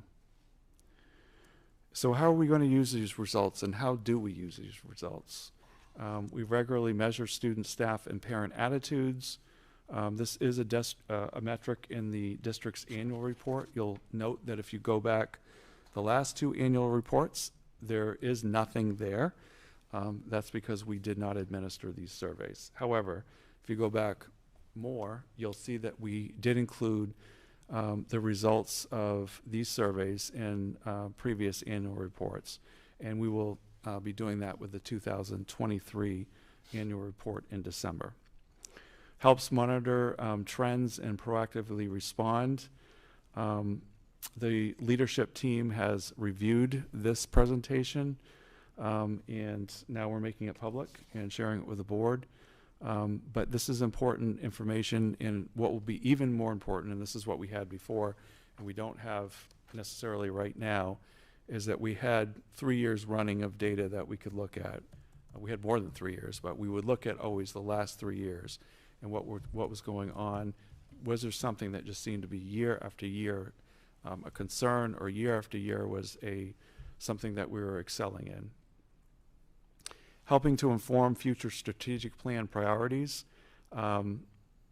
Absolutely, this is something that has come up during the strategic planning process and the annual priorities that are set forth. I've already looked at this, and the leadership team has, and we've identified a couple areas I think we need to pay more attention to.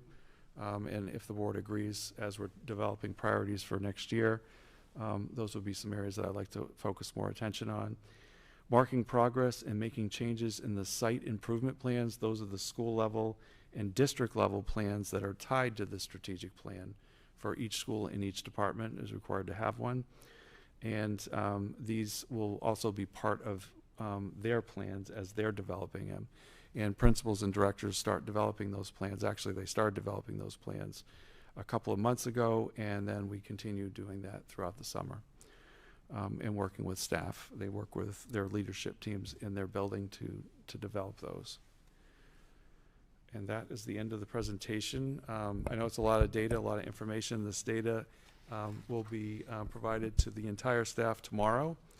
This link will be going out in a staff update I send out. It will be going in the newsletter on Thursday, this presentation, and it will be available on our website as well. So it will be in several different places. I think the caution I would, good and bad, on these surveys is that we have not administered these for 3 years. So it's been since 2020. And then one of the surveys we haven't administered for 4 years, which is the parent and guardian one. So I think it's always important to look at consistent data from at least 2 years in a row and see if generally we're getting the same feedback, or are things moving along, or are things areas of concern. But I think this is really good information. It's given me an insight into things. There were a couple things that surprised me, but generally speaking, I have to say I wasn't that surprised. Kind of saw some of it coming, kind of knew it was there, and I think the response rate was very encouraging. We didn't hear from a small group of people. We heard from a lot of people, and that to get 47% of all your stakeholders, when you're talking about parents and guardians, students, and staff, that's huge. That's enormous. That's enormous.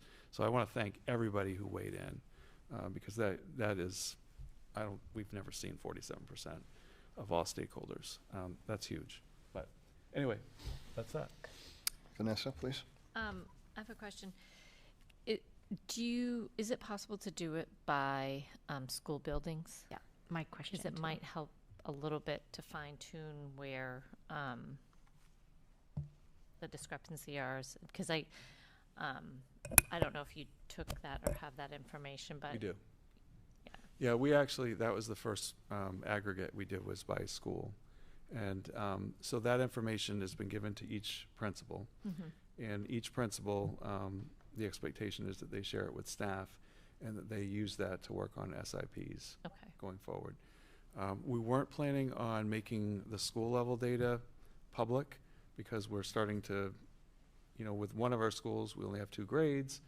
We're starting to drill down to, how much is really anonymous at this point with some of the responses, especially with students, with our staff. We're dealing with smaller numbers. Okay. So that's why we're not doing that. There's also some, quite frankly, sensitive questions that if we were to make it public, we'd have to redact certain questions that are more sensitive or about individuals or even a group of people. No, I just think that's good to know that you do have it by school. We do. And Yeah. if the administrators are handling it in that manner, I think that's appropriate communication at this point. Yeah, and our administrators in the past, when we did this 3 years ago, they work with their building leadership team to share those results, talk about them. What are some things we want to work on? What are some things that we want to get more data or another trend data before we do anything? Because we definitely don't want to alarm the community that everyone's unhappy. There could be just a focus area right now where it's weighing more on the negative side, whereas in the past it hasn't been. Right.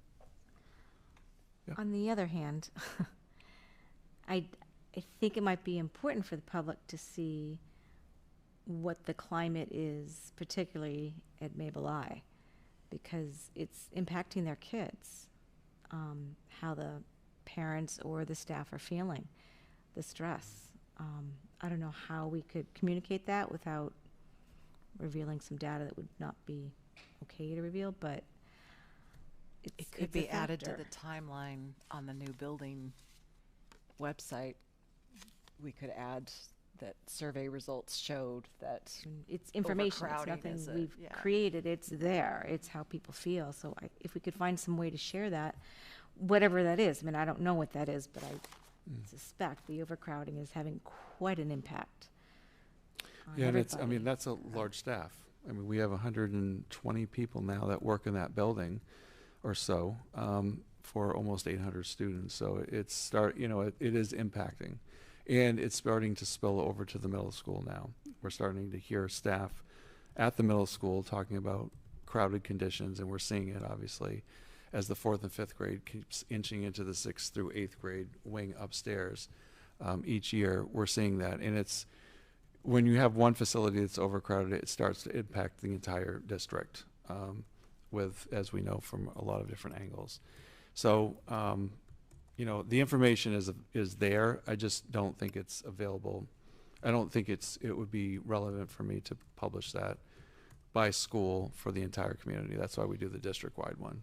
Could maybe you offer like a summary of the different schools, the tenor of the different schools? Some way to communicate the results. You mean the staff results, or? Probably the staff in general, but even the kids must be feeling the effect at Mabel I. And yeah, I just wonder if there's just some way we can get if not the data, some summary of this is how they're telling us they're feeling. There might be some questions from each school that are common questions that we can look at, and then, I mean, we have all the data. Yeah. So questions that might be able to get to that point, if we were to pull some questions out, because we asked the same questions, obviously, of, the only questions we didn't ask, obviously, were the students. Some of the student questions were different. But every staff member got the same questions in each building. Tom's chomping at the bit to go after this, I can tell. Well, I'm thinking the same thing as you, Christina. Of course, I say my piece about being responsible about demographic data reporting, but my mind goes to, all right, we need to see the group differences here because I think it would explain a lot. I mean, some of the it isn't just the school or the building that we have. We have years of service. We have the primary position that the respondent has. So like, is this, like, there are some plausible hypotheses here. Like, is this dissatisfaction driven by the ed tech situation? We know who the ed techs are responding. Well, we don't know who they are. We know that they are ed techs responding to the survey. We know that they work in facilities or whatever their role is. I think understanding where the dissatisfaction is coming from can lead us in the right direction for how to solve these problems, or where to go next to get additional information. Because it's one thing if this is a uniform level of dissatisfaction across the district, because that's its own set of problems, or if it's targeted within a particular building or within a particular role, that's a different issue. So I agree with Christina. I don't need to see the numbers, but to know what some of those key findings are, and so we know what types of interventions the district could be exploring, I think that's important. And ultimately, the staff themselves, I think, want to understand how the information is being used. I mean, yes, as a board we do, as a community, I think it's going to be really helpful. So even if we're not disaggregating for the purposes of sharing that out, even adding some bullet points on these are the various ways that we're looking at this information in what actions that you're planning as administration to take by looking at the information in that way. Yeah, we do take this very seriously, but we also don't want to rush to judgment. And I think some of the conditions I share with you halfway through were important for us to consider too. We know that, there was a huge collective bargaining issue obviously going on at the exact same time we were administering these surveys. So we knew that was one of several factors that probably had some sort of impact on this. So we have to consider those things. The overcrowded conditions. Obviously, we're in a situation with a lot of other districts with staff shortages still. We're asking people to do a lot more, and we don't have enough people to do the work. And so, I mean, there's going to be a lot of reasons for this. I think if we can continue seeing these results next year, I'm going to be more concerned than if things start improving in some areas.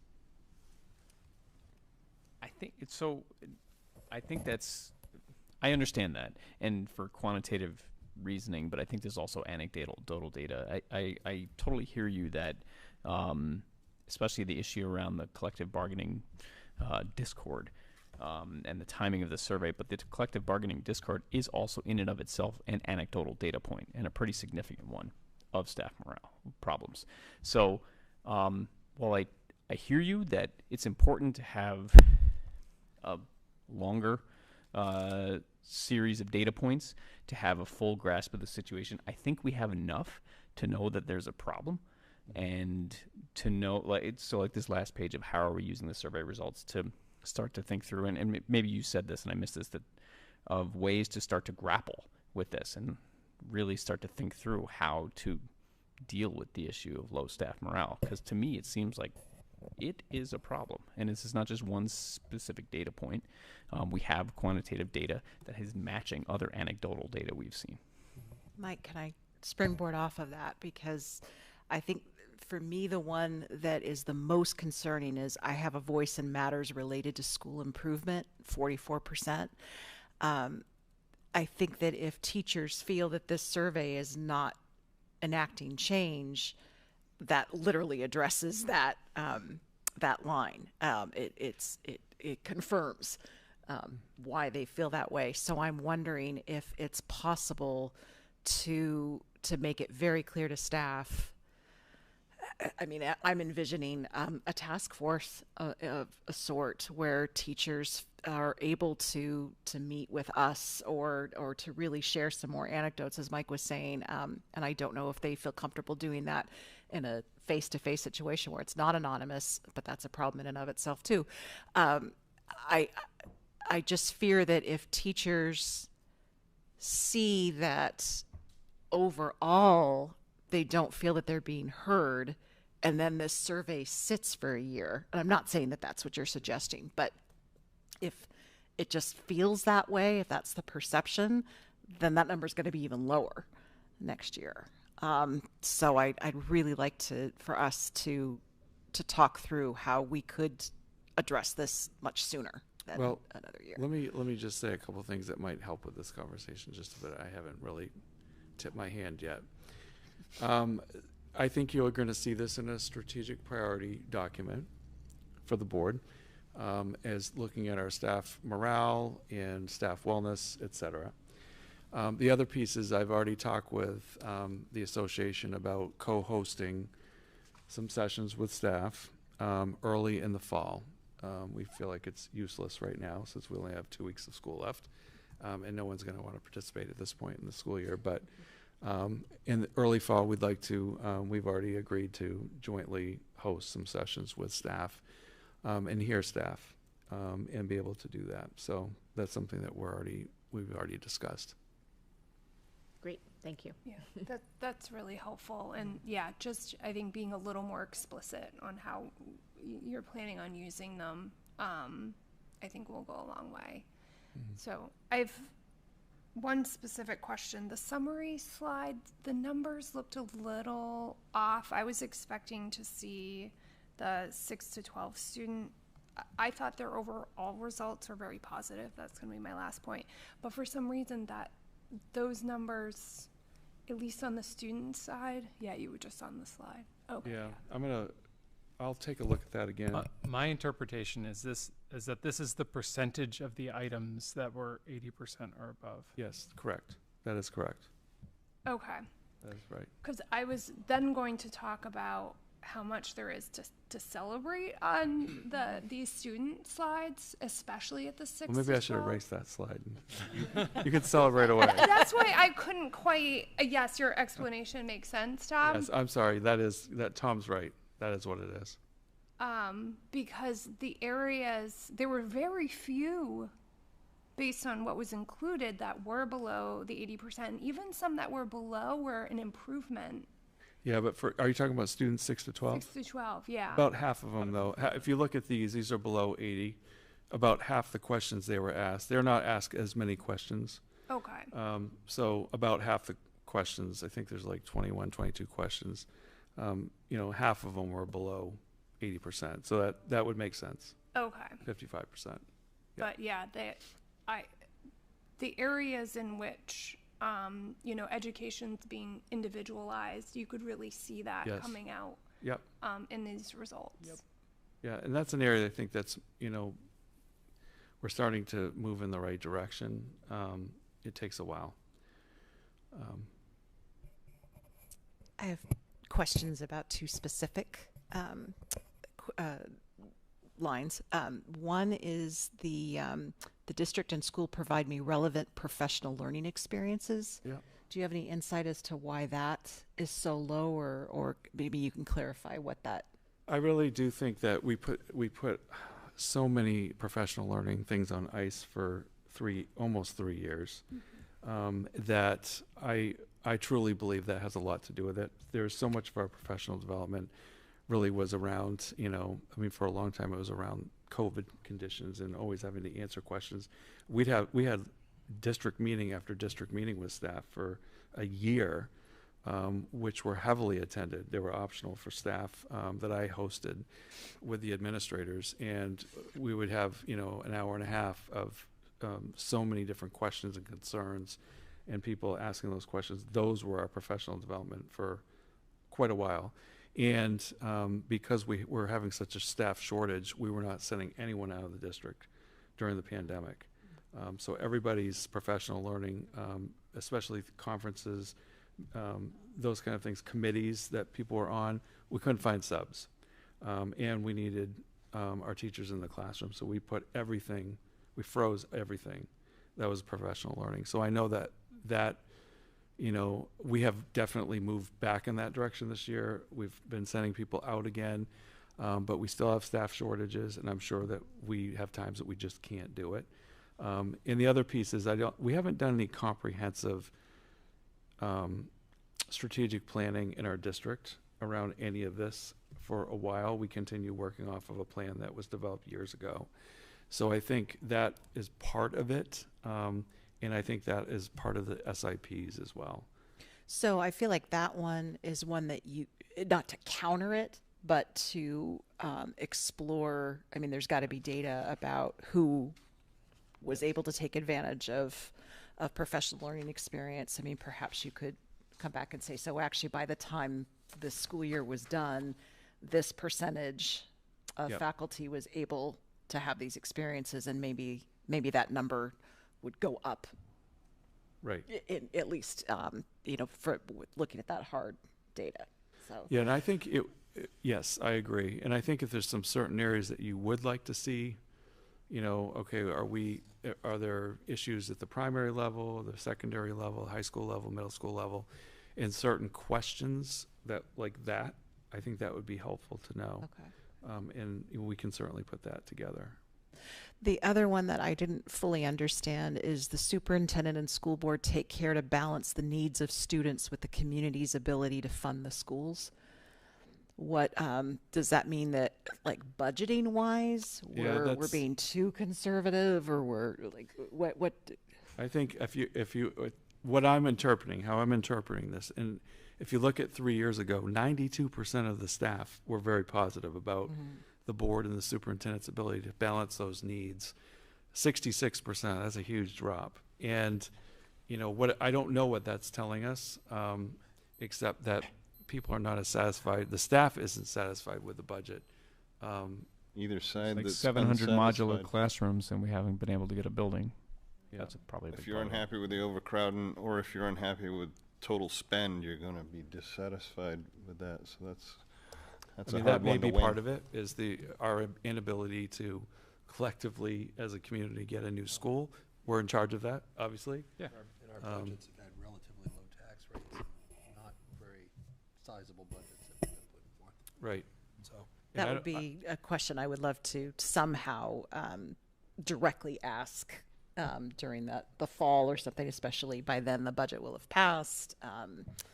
You know, we've made these capital improvements. I'll be really curious to hear before the next budget cycle, if possible.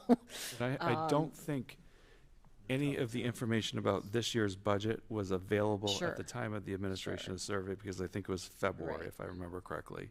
So I hadn't even presented the budget yet. Right. And of course, this budget, and the board has supported this budget, we put a lot of new positions in for next year. So and a larger expenditure increase than in other years. So that's, I'm just thinking, if we do another survey, presumably same time of year for the 23-24 school year, we wouldn't see the numbers until after the budget has already been voted on. And that might be one, and granted, we're never going to be able to give teachers as much as they want and need, but I would love to somehow have an update on the teacher satisfaction with this year's budget before we start next year's budget. Does that make sense?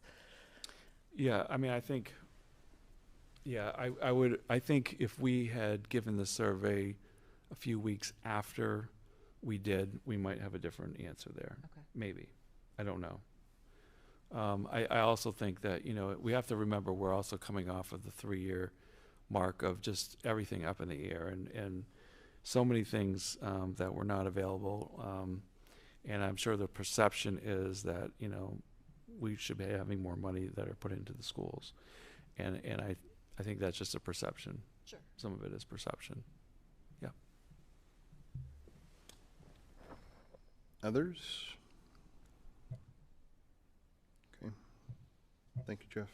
So, and the last thing I want to say is, I think these survey results are good discussion starters, and I think for, one thing that surprised me is I thought parents and guardians would be less satisfied after all the stuff that has gone on. The hybrid approach, obviously being out of school for 3 months, 3 years ago, all the COVID stuff that we had to deal with. And I think I would give a lot of kudos to our staff, our administrators, for basically opening the schools back up as quickly as we could this year and getting people in, open houses, events. I think parents are feeling more connected. And I was actually surprised at how high those numbers were and how many parents responded. That's a lot of responses. So. It's relevant, but it has to be taken with a grain of salt. I think the stuff that could be actionable immediately would be the differences between the buildings. But even that, you have to, MIW, for instance, is the most overpopulated at 150% capacity. So these sort of things weigh into that, of course. But yeah, a lot of factors involved. And regardless of what we publish to the public, Jeff and each building principal is responsible for these surveys. They know the details and trying to improve them. So. Okay, moving on. Number 7, we have a public hearing about the adjoining land acquisition. I think Jeff has a presentation, and then we'll open it up for public comment. Yes, so this is the the other one's on the agenda first. Oh yeah, this. Oh, it's funny because we flipped them the other day. Okay, so the adjoining land acquisition is the first public hearing. Why are we in need of this land? Obviously, the referendum vote failed back in November. The board approved a short-term facilities plan for 5 years, and then the long-term, long-range plan needs to be updated in a couple areas, and I'll show you that in just a moment.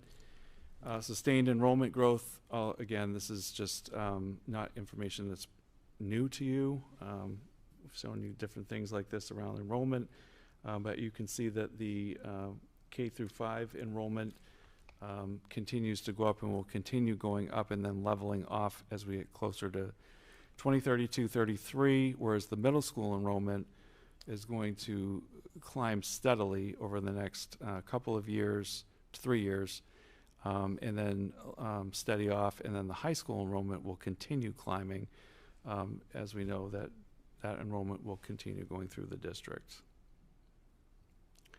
So the ballot question is adjoining land purchase and funding. Do you favor authorizing the school board to purchase 2.38 acres of land in Cumberland Center for $756,000?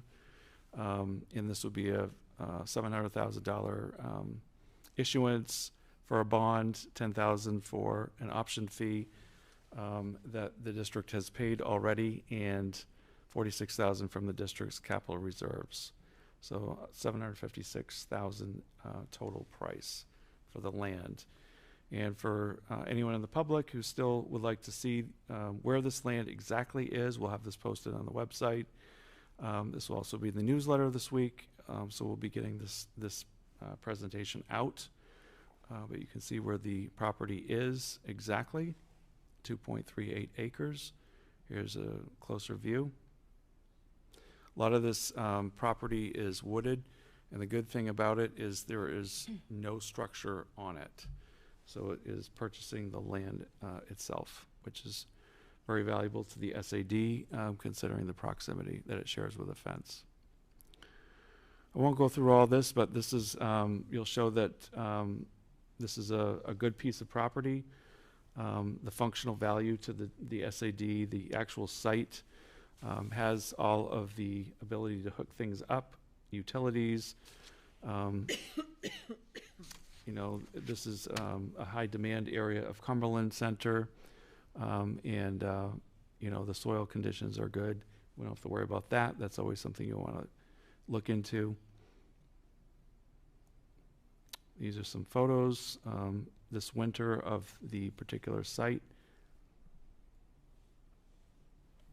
And then with the facilities plan that was approved by the board a year ago, I would recommend amending your facilities plan tonight. There's an action item to include for this particular acquisition, acquiring property abutting the main campus as a component of your facilities plan. And so the red ink is what I would recommend you include in your facilities plan. Relieving overcrowding and congestion, providing more open space and outdoor learning opportunities. And then the second component that's linked to your facilities plan, you'll see that the renovation of the maintenance in the field house. We have made renovations to the field house already. We've added bathrooms to the field house, 3 bathrooms. However, we have a safety issue with the field house, and that we have maintenance equipment. This has been something that's been in your facilities plan since you approved it. If this land was acquired, this could be one possible use of the land to add something onto the maintenance building and use the field house as a field house. And you also see under renovation of Greeley High School, we'll need an update to add the science wing there. And that's for the SRRF project, which will be the other presentation. But I just wanted to show you that as well. So those are recommendations for amending your facilities plan that are tied to this piece of property in the acquisition. Okay. Thank you, Jeff. Questions, comments from the board? Should we talk now about the long-term facilities plan, or should we talk during the items for action? Why don't we do the public hearing, and then we can come back to it, and we can take that item for action out of order. Just want to reiterate, it's 2.3 acres. It's not enough to build a new school. Just want Thank you for saying that. Yeah. Nope, it's a nice thing to have, but not a good spot to put a 100,000 square foot building. Yep. Correct. Good point. Other questions, comments from the board? Okay, so this is a public hearing. I will open it up for public comment. If anybody would like to speak, step up, introduce yourself.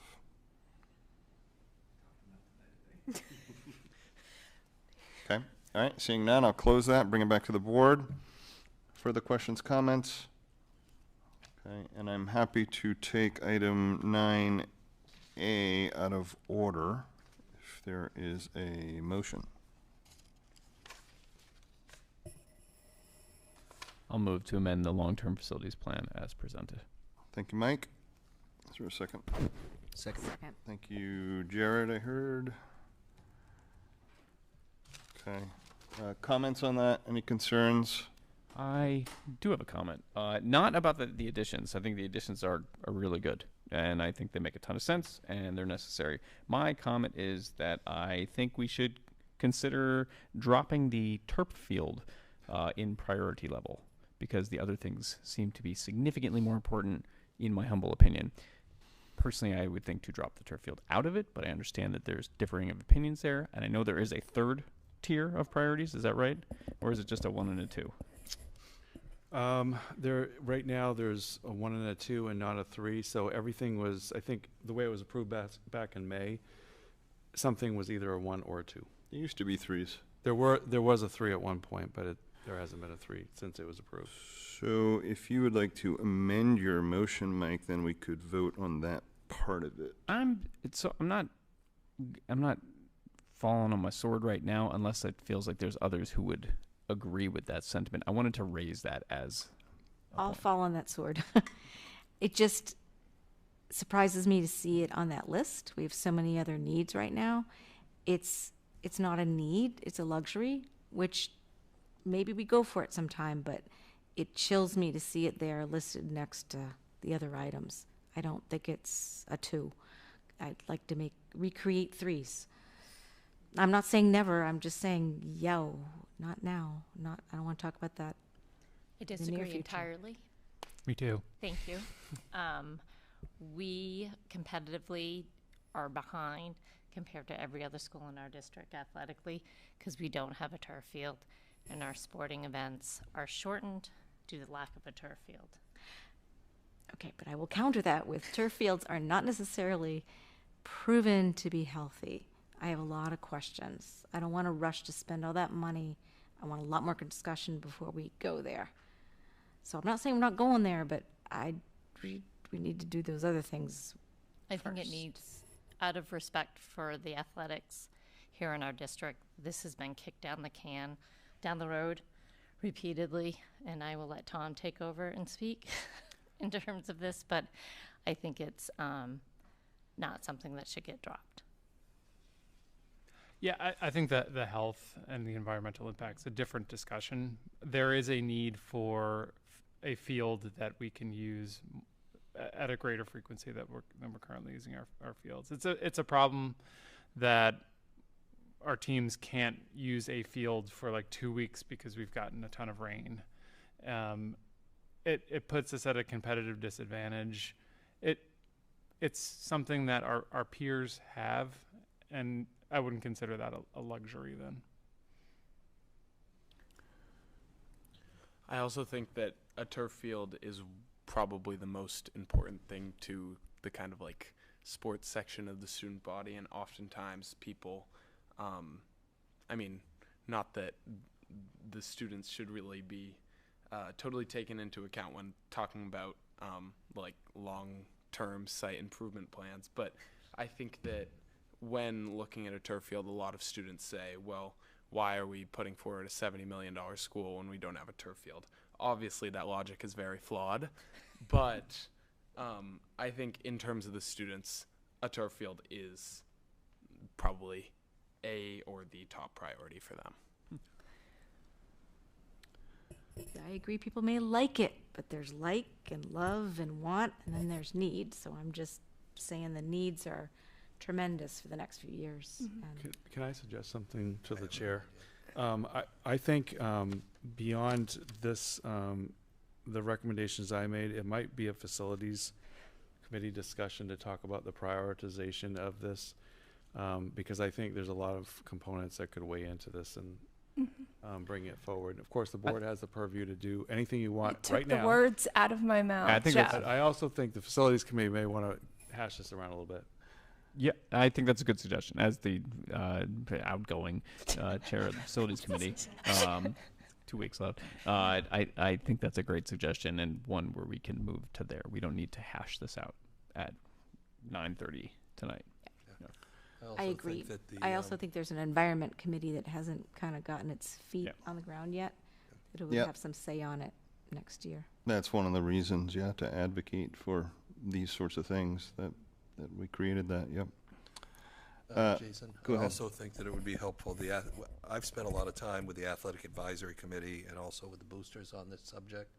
We've done a lot of work around a plan, budget, addressed many of the issues around concerns around safety of the field, the environmental impacts of the field, the lack of usage, et cetera. And I would actually suggest that the athletic advisory committee and the boosters be able to come in to the board and do a presentation on the turf field and maybe answer questions that they have. We've had a number of experts that have come in and talked to us on this, and if there's a lot of concerns, we should probably hear that. So. I don't think it's anything that's going to be solved tonight. I think there's a lot of varying opinions, and it comes down to prioritization. I don't think anybody would say that we never need a turf field. It's a matter of what comes first, and assuming nobody wants to make a motion to amend, then we'll just move forward. Okay. So sorry, I know it's getting late. This is unrelated to the turf field. I have a question about one of the additions here. Yep. So, just more broadly, this is a temporary document that kind of moves. We could change it again next week. Living document. Yeah. Yes, it's a living document. Yes. So we can approve these changes right now, but say the vote does not pass in favor of this, would we come back and amend this again so that you know, maybe acquiring a property abutting the main campus is not really a Yes. part of our plan right It's now. a fluid plan, Yeah. and the facilities committee can make usually the process is the facilities committee would look at this at least once a year and then make any recommendations to the board if it wanted to. The only reason I wanted to put this in front of the board, the whole board tonight, was because we have this public hearing on acquiring property, and that is yet to be in the facilities plan. And I just wanted to make sure it was in the facilities plan, or the board felt it should be in there. But typically, that would be the process that we would use. I would argue that even if it failed, that would still be relevant for the foreseeable future to try to acquire land that came available at a reasonable price, assuming. Yeah, I would second that. Okay. Others? Concerns, questions, comments? Who seconded the motion? There was a motion, but I don't know who Jared, I seconded think. Jared? Yep. Mike and then Jared. And I'm part of the facilities committee. I mean, currently, we'll see after June once Mike leaves and we're reconstituted. But I would also want to see as part of this, like an overall plan for the campus itself, especially if we are acquiring property, considering fields, like what does that look like for this physical space if we are able to either make changes with the property or without the property, and whether a turf field would be designed into those updates for the campus. So I think that would be a good facilities committee discussion. So if it passes, I would think the facilities committee would begin discussing where to go from here. Okay. Others? Okay. So we are voting on the amendments as presented to the facilities plan. All in favor? You no. Okay. All opposed. Okay. Vanessa is dissenting. Okay. But just to make it clear, we didn't reorder the turf field. Nope. Okay. I just wanted to make sure that was. I just complained. There was no action made. Okay. All right. Vanessa? And Christina complained with me. I can justify my no, or just remain. No, I just wanted to make sure. Yes. You don't have to. I was just clarifying. You can if you want. We know why. Go. Tom, explain. Oh, I think Vanessa made it clear when we decided to put this on the ballot. Yeah. Vanessa is still opposed. Thank you for the clarification, Tom. That's what Vanessa was thinking.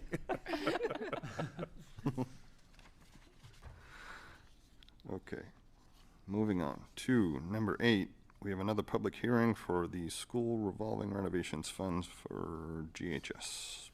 Yes, and this will be on the ballot as well, June 13th, and by absentee, obviously. And this is the SRRF, which is the School Revolving Renovation Fund for Greeley High School Science Wing.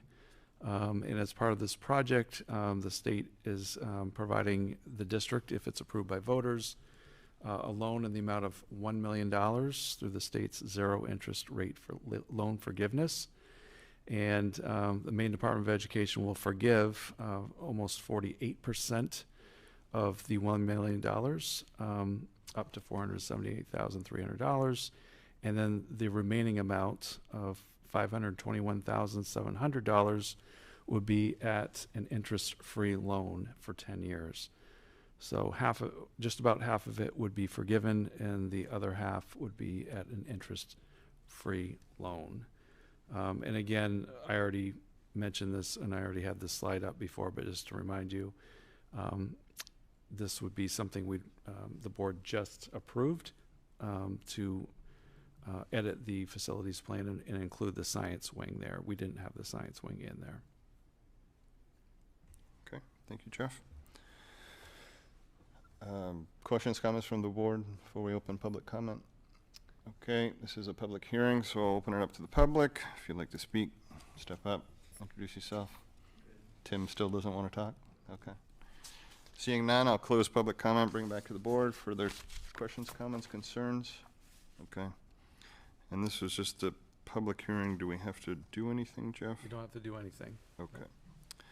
All right, so moving down the agenda to item, B. Oh, I thought you B. said something. good, okay. Oh, I thought you said something, Scott. Sorry. Can we approve any of these positions on block, or should we go one by one? No, I think we can take them as a block, but Jeff will run down through them. So 9B, I am happy if you guys are all agreeable to take that as a block, and then we can discuss them as a block. I motion to approve the following set of professional positions together as a block. Okay. Thank you, Leanne. Is there a second? Second. Thank you, Mike. So, Jeff, can you take us through those quickly? And Well, we have a lot. Yep. We have a grade GMS 6 through 8, 7th grade ELA teacher. We had 6 candidates interviewed. We had actually 24 applicants for that position. And we're bringing forward the candidate that you have, who is an experienced teacher for ELA out of state, actually. And a couple of these you might see as familiar names. We have a GMS 6-8 behavior teacher. We had 1 applicant and 1 person interviewed. This is somebody who is familiar to our district and worked here before, and we're thrilled to have her back. Next position is instructional strategist for grades 3 to 5. Again, another familiar person. You probably have recognized the name. We had 8 people apply for the position, and we had 3 interviews, and we were pleased to be able to hire back somebody who was actually in this exact position. So the last 2 people were in their exact positions. Told us they tried something else and love Greeley, and I'm quoting, love this district so much they couldn't wait to get back. This next position is a grade 3, 1 year only. This is for a leave of absence. We had a teacher request a 1 year leave, so this position will be filling in for this position. We had 9 people apply for this position. We interviewed 3 people and have the applicant in front of you. Next position is a continuing grade 3 position, and for this position, we have somebody that's moving to the 4th and 5th grade school. So we had a vacancy in grade 3. We had 20 people apply for the position, and we interviewed 3 and ended up with this teacher who has several years of experience. The next position is a resource room case manager for grades 6 to 8. I'm very pleased that we have filled this position. This position has been vacant for almost a year now, and we were not able to hire someone during the middle of the school year. People don't like to switch positions during the school year very much. We had 10 applicants for the job. We interviewed 3 and are hiring an outstanding special educator. Very pleased. Next position is a grade 2 continuing position at Mabel I. Wilson School. We had a resignation, so that's why there's a vacancy. And we're hiring probably a familiar name as well. This is a person who has been filling in for most of the year as a teacher for us when we had an unexpected vacancy, and she was an ed tech for many, many years before that. I got her teaching degree. We're really pleased with her. She's a great staff member, wonderful person.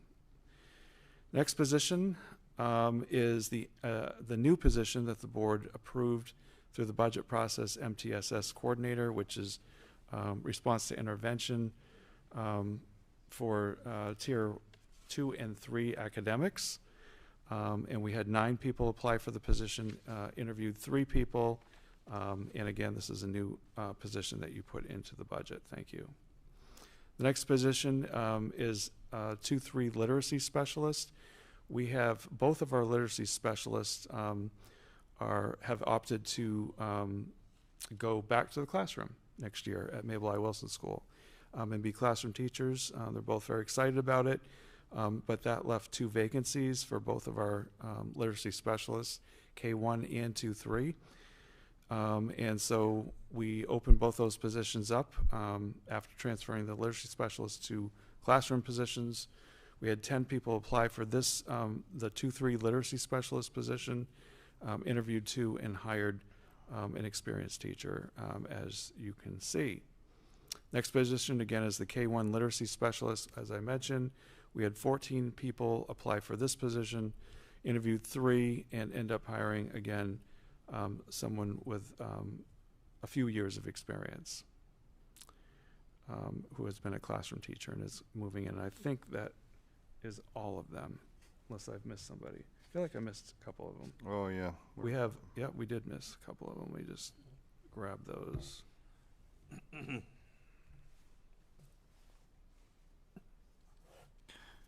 We have alternative education at the high school, GHS Alternative Education.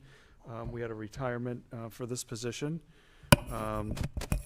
We have a teacher who's been actually in this position since we created it several years ago at the high school. It was a new position at that time, and he's been in the position ever since. But he is retiring, and we hired a wonderful new alt ed teacher to move into that position, who is a teacher in another district. And I don't have that information in front of me, I'm sorry, in terms of how many people applied for that position. I think 4, was that the alt? That was the high school alt ed position. Yeah, it said, the form, it says 4. Can I ask a general question? Sure. I just don't know. Literacy, you mentioned some literacy specialists need to be replaced because some others had moved into the classroom.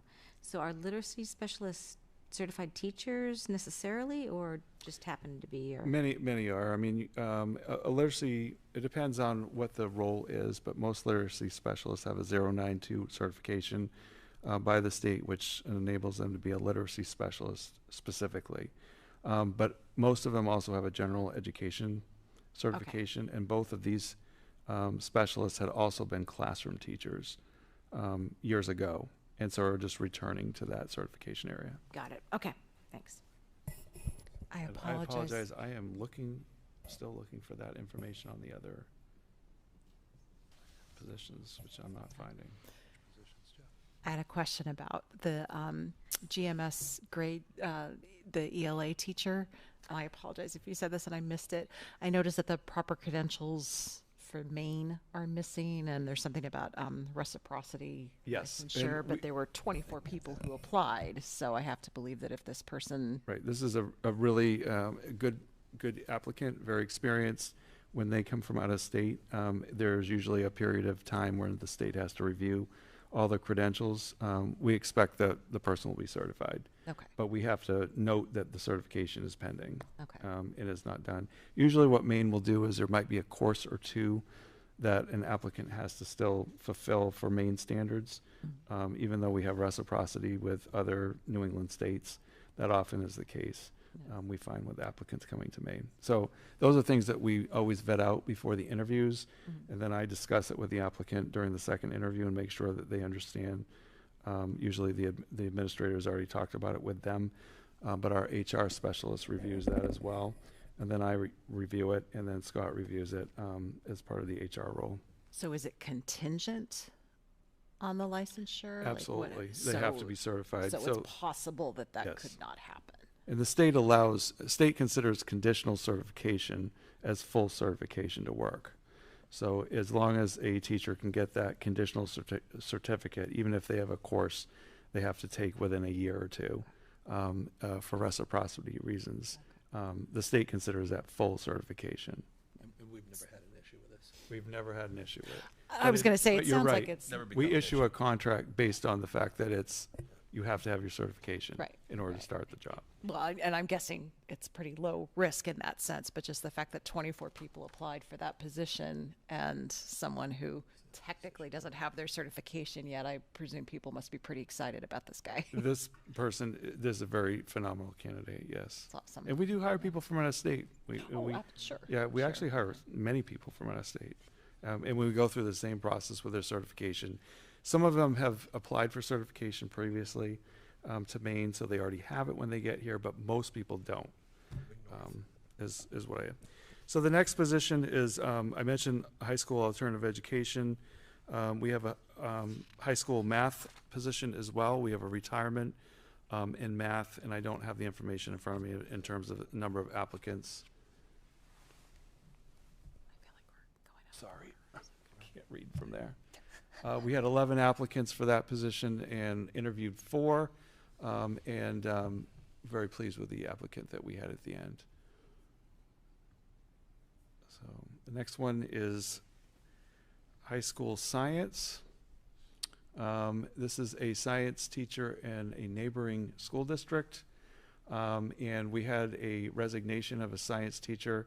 In science, there's 3 different certification areas for science, so it's sometimes hard to finagle that. So we did some internal shuffling of our science department to make sure that people were within their certification areas. We're able to hire an applicant to teach the 9th grade physical science, which is the position that we hired for, so an outstanding applicant. I think the kids are going to be excited about all these people. I'm telling you, I was really excited. The next position is a nurse, .8. And we had a nurse who was a .8 for 1 year only, and that position was opened up, and we are hiring a different person than the person that was in the position.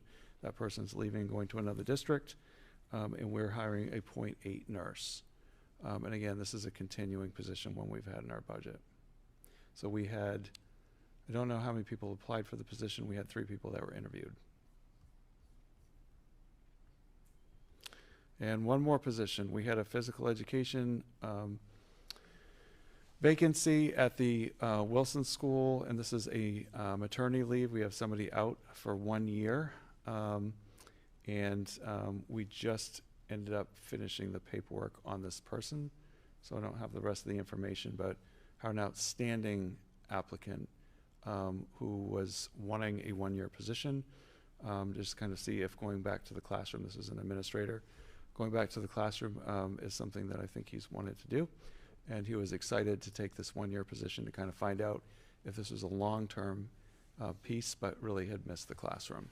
Which was actually right at the 11th hour today. Before we Literally got to the 11th board hour, meeting. so I don't even have the details in front of you. And, So- and they were an athletic director, or that was just one of their certifications? Yes. Okay. Yep. But also certified as a PE teacher, was a PE teacher. Right, yeah, I Yep. see that. Did we review the GMS 6-8 special education behavior position? Might have. We did the resource room There you go. and the behavior. Yeah, I did that right at the beginning. And that was somebody who's coming back to us, who had been in this position for several years, left us, went to another district 2 years ago, and is returning and really wanted to come back to her position again. Okay, great. So, Thank you. I have no questions. Kim asked my question. Christina? I just have one question. Where are we at? Would it show up here, someone we're hiring to do communications for the board around the new school? oh, that wouldn't be a staff position. That's just an agreement letter that we have with that person and hiring them. And it's on a it's like a fee, like we pay Lawrence Okay. Alexander. All right. So it wouldn't come before the board. Okay, I didn't. Thank you. Yeah, that's just part of a contractual matter, not a staff position. Other questions, comments, concerns? I just had a general question about any patterns that you've seen with staff turnover. I mean, as we looked at the surveys earlier, are you seeing that reflective in an increase in staff turnover? Well, we had an unusual situation. We've had a couple teachers leave halfway through the year for their own reasons, personal reasons. That happens. Mm-hmm.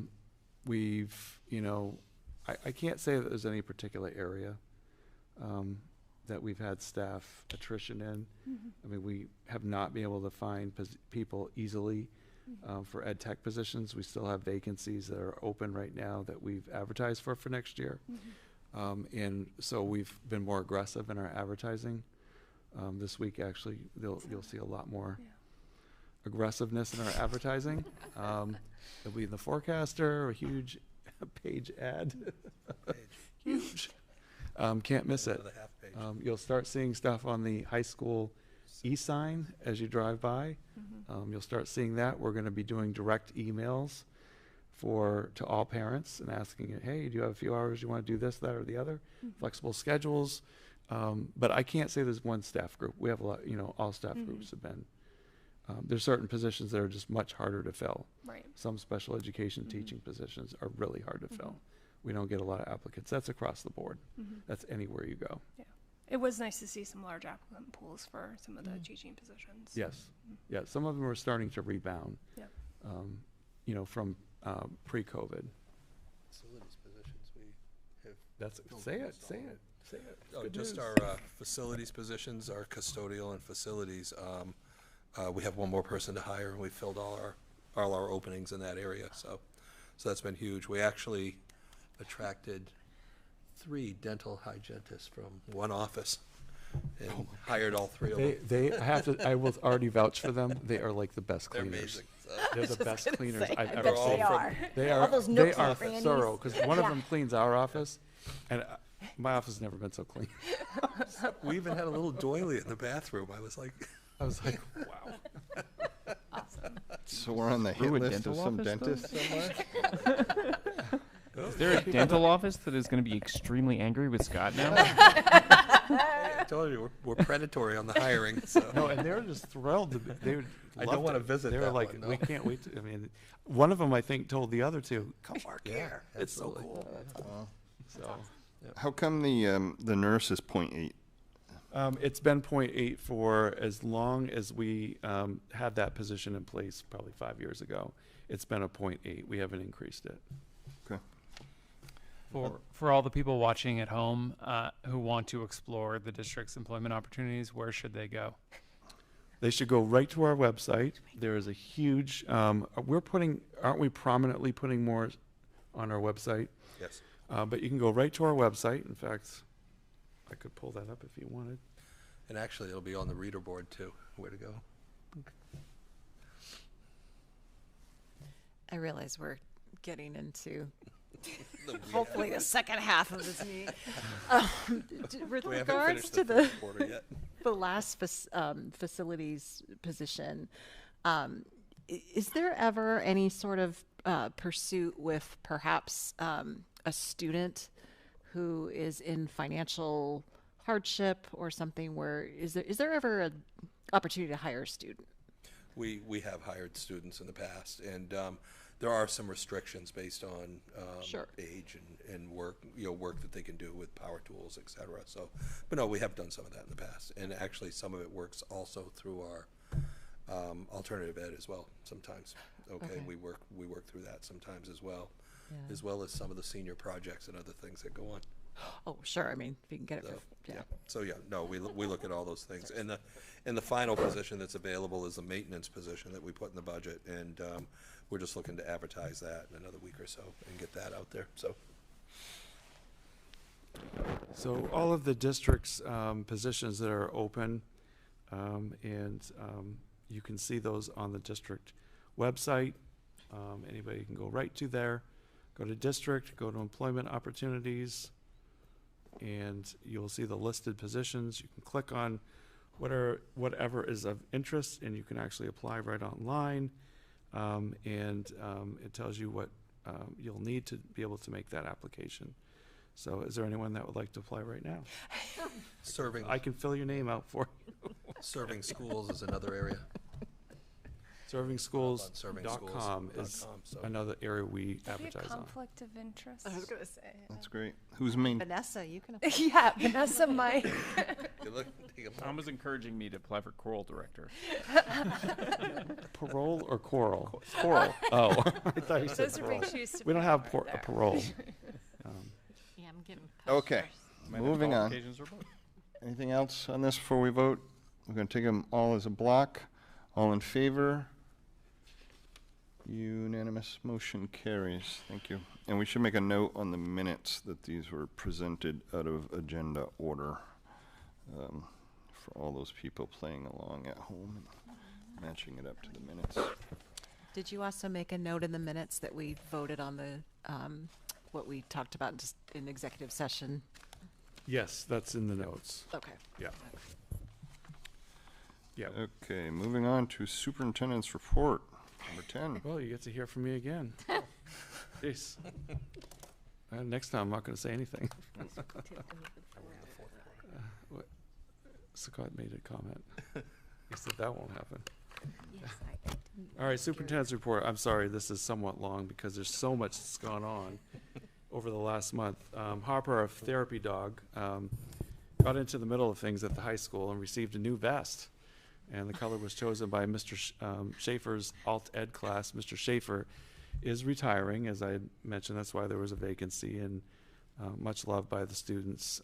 But anyway, Jade was also retired, or at least her vest was retired. She was the former therapy dog. WNTW has been featuring some of our students lately. Adele Weaver was here tonight. It wasn't WMTW, but it was the Press Herald that featured her.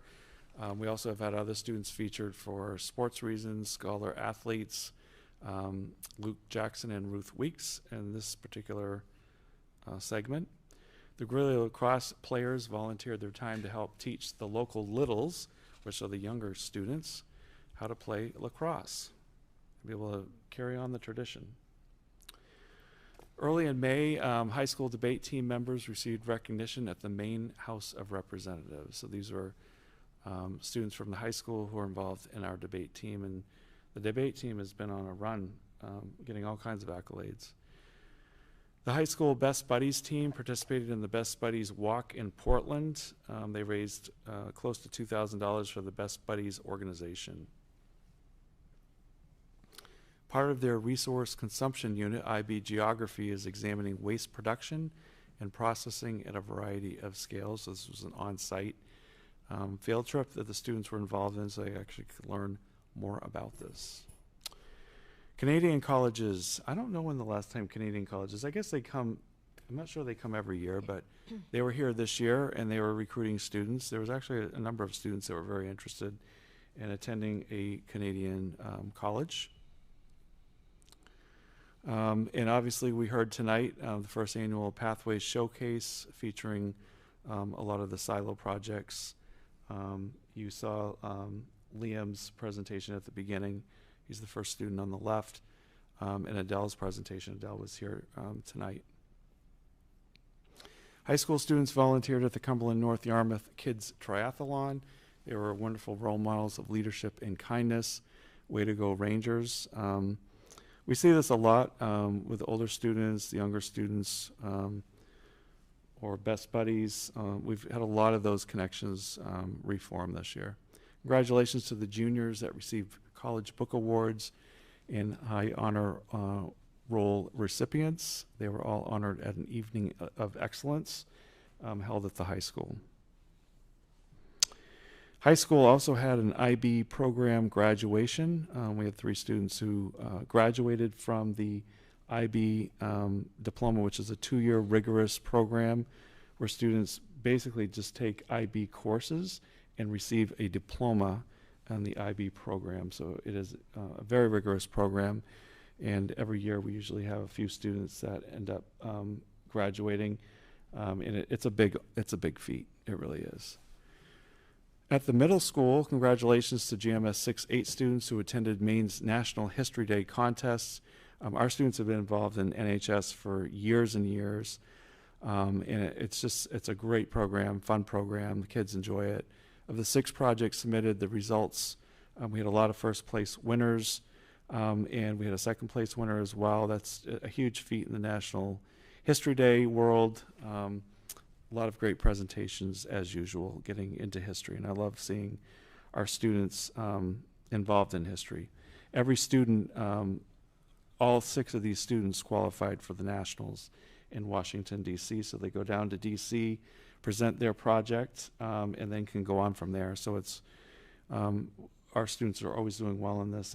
I've always been very proud of this program. Including a board member. Yeah, board member's kid. Oh, I didn't want to mention anything, but if somebody else wants to mention it, Jared should get a chance to crow. We want to say something? I just, Kathy Kearney got one of our middle daughter involved in this several years ago, and made a huge difference for her. And you know, we miss Kathy, but this this group did fantastically this year. It's an extremely well attended program, you know, with schools throughout Maine, and Yeah. really absolutely cleaned up this year. I mean, just you know, first place after first place, and you know, second place in there. But we just really cleaned up. So it's a terrific day. And one of our students, or I should say, one of our groups of students also won the Margaret Chase Smith Women's History Award, which is a very prestigious award in Maine as well.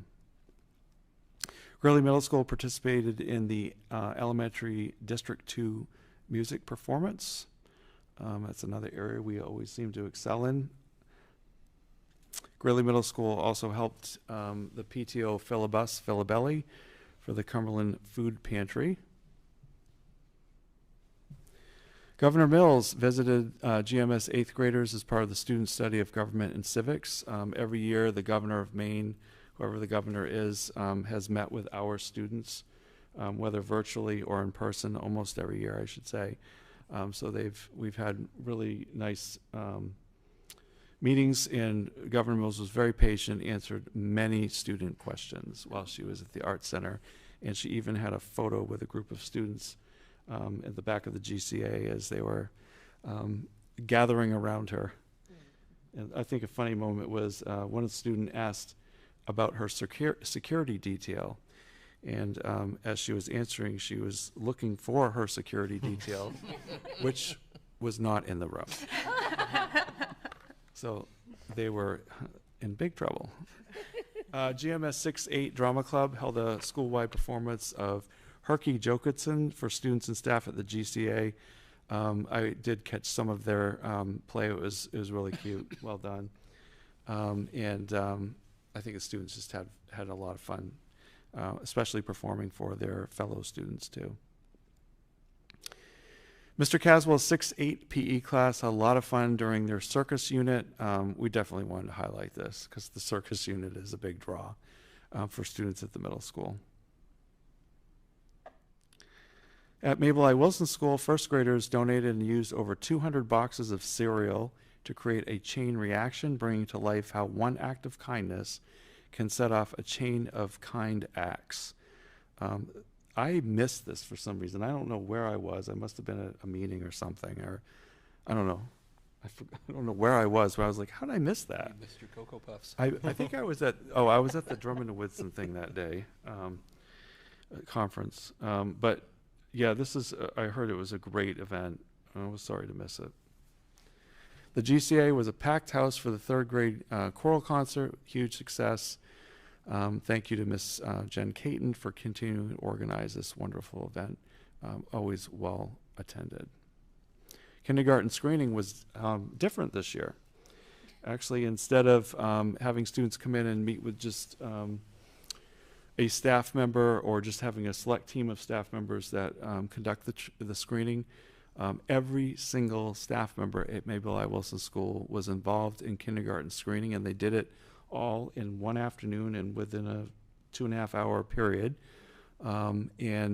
So parents were welcomed in. There's different activities and stations, and staff members were all involved in screening the students. It was actually very festive.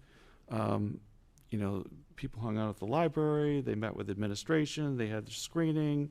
There was the PTO was there. It was very exciting, very festive. Kids got pictures. I actually think it was a huge improvement over K screening, and it just felt like a big festival, actually, when I was over there. It's very exciting. A couple of responsible third graders have started taking care of MIW's gardens. I don't know why they were doing that, but I did mention one day, I was like, the gardens don't look very good. And all of a sudden, they just started getting taken care of. It was amazing. Nicer weather means that our kindergartners get to ride outside. This is something they love doing, is decorating the sidewalks and the pathways with chalk.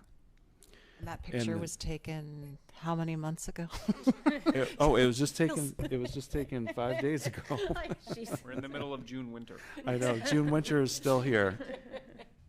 And then the Rangers Rock Encore Edition. Well, here it is, graduation 2023. So I want to thank Jason Record for having to stand on stage and shake bitty hands and say, "Get ready for your handshaking. Your hand's going to fall off." But just an exciting experience. Just such a neat event, and it's really one of my favorite events of the year. Just seeing the kids, and it was a great day. And actually, even though we were inside because of the rain, it was comfortable in there, and it was very well attended. And thank you to facilities for, I'm sure, leading up to that, having to switch venues is a huge undertaking. I'd like to give a shout out to Don Foster and his staff for the unbelievable amount of work.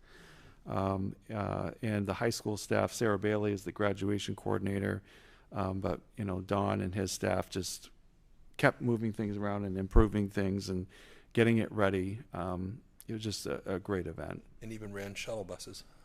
And ran shuttle buses, and their staff did, because they also have bus licenses. They're bus drivers as well.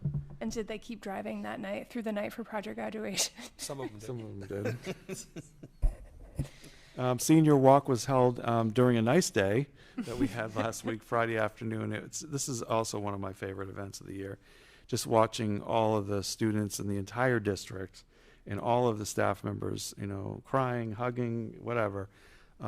Just really excited to see the seniors marching through, and we have a lot of parents that also attend and are welcoming their seniors, senior parents, that is. And just as they go through the whole campus, we started this a few years ago, and it's just been one of the highlights of everybody's week when we have it. It's just, everybody loves it.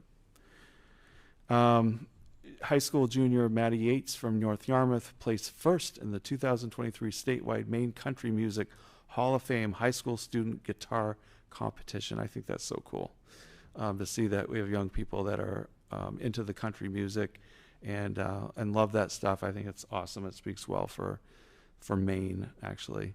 High School Community Service Club, they're always active. They're always doing something. Love reporting on them. I know Tommy's been involved in that quite a bit. They went to Prince Memorial Library, showed those Roots Who's Boss. I don't know who wrote this. I actually didn't write it. I think Melissa wrote this one. They removed weeds and plants, and they put some new plants in their place. Whoever wrote that. Well, one of your board members here, Leanne Kandura, participated in the board, actually I didn't say that right, board day program at the State House, and also met with Governor Mills and other board members. Do you want to say anything? It was a really nice way to spend the morning. I hadn't ever been to the State House and sat through sessions and really had the opportunity to, spend, 20 minutes with Governor Mills and people asking her questions and, getting insights to what's happening in other districts and the challenges that are being faced. And it was just, I encourage next year for others to consider going. Neat experience. Yeah. Yeah, really neat experience. It's playoff time, as Mr. Shapiro mentioned. So, I only put a couple teams up here, but we have playoffs, I think. And also good job to the teams that have really worked hard this spring and have had some uphill battles as well. Congratulations to the Greeley boys track and field team, as David had mentioned as well, for winning the Western Maine Conference, and congratulations to the girls track and field team for coming in second at the Western Maine Conference. And the information that I had, we didn't have it in time for the superintendent's report. The girls tennis team, which is awesome that they won the Western Maine as well. High school madrigal singers sang the national anthem to an open session at the Maine House of Representatives. We might as well just move up to Augusta, our district. They were the invited guest of Representatives Graham and Moriarty. And then other information in my superintendent's report, please, just reminding people to vote just vote. Please do your civic duty to vote. 3 items that are impacting the SAD on the 13th of June. Of course, the budget being one of them. And then Susie Robbins wanted you to all to know, this is her report, that this will be our allocation amount for our ESSA programs. These are federal dollars that come into the district. So we're set to receive $115,537.27 in federal funds for Title I, Title II, and Title IV. Title I is we use for literacy instruction at Mabel I. Wilson School.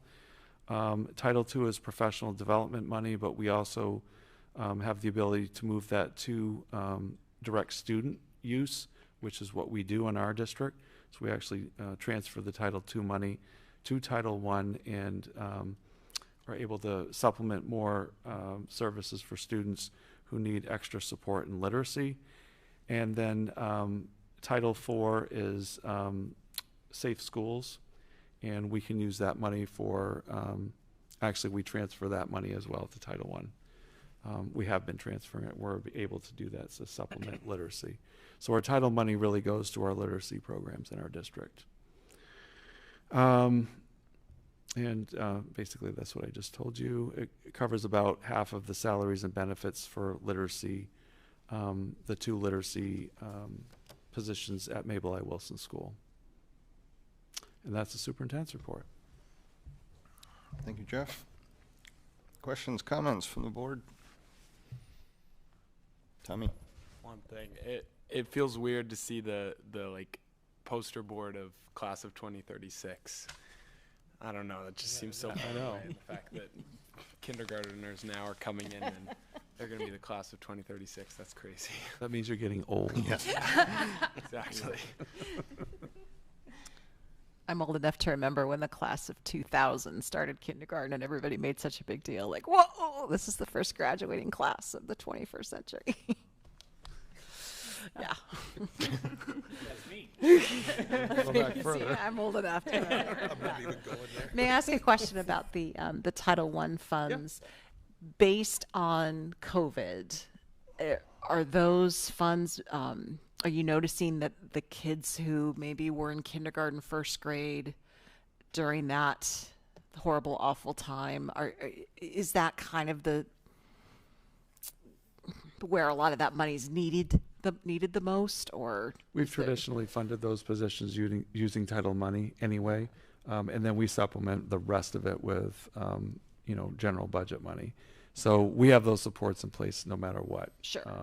But we have been seeing, and I think we've shared some test results. We need to share some updated ones now that we've done another administration of our iReady scores, and we'll do that. Susie can do that for you in the early fall. But just to show you that kids are catching up, kids are making those gains, and we're seeing that it's improving a lot. Okay. The instruction's definitely working. Good. Yep. Others? Okay. Moving on to committee reports. Vanessa, Finance, anything? Nothing. We have one more Finance Committee coming up for some transfers of assets with Scott, and just go out and vote. Jared, policy, please. So I've been promising Tommy for a while that we would get JICA passed. We have, there's enough comments in there that I think it had to go back to policy committee tomorrow. I guess depending on the shape of that, after tomorrow we can figure out if it's ready to come back for second read or if it's technically first read and then goes to second read at the first meeting next year. I don't know, but we'll, the changes are small enough that I guess we'll just have to see what we all think. So that's coming up tomorrow, and then that's really the only update. Okay, thank you. Policy that we just can't seem to land. Started that policy back in April of last year, I think, or March. Yeah, we had. Is it the dress code? Yes. Yep. Yes. Yep. We did. Yep. I will say we got some good feedback at first read, and I think we've done a good job actually addressing some of the concerns that were raised there. Yep. So I think it's in good shape. Did we put on that agenda the thing for the nurses so that Narcan? For policy, yes. Yep. Yep. Okay. Yep. All right. Moving on to facilities. Mike? Yeah, really quick. There also go vote on the land acquisition. That will be a very important part of facilities discussions going forward. The only other thing is we had a meeting, myself, Scott, Jeff, and Jason, with Revision Energy about the solar project to get quite a bit more information. I thought it was very, very useful. They walked us through how they can do quite a lot of the work and how this could work for our district. So more to come. They'll be coming back to talk to folks, and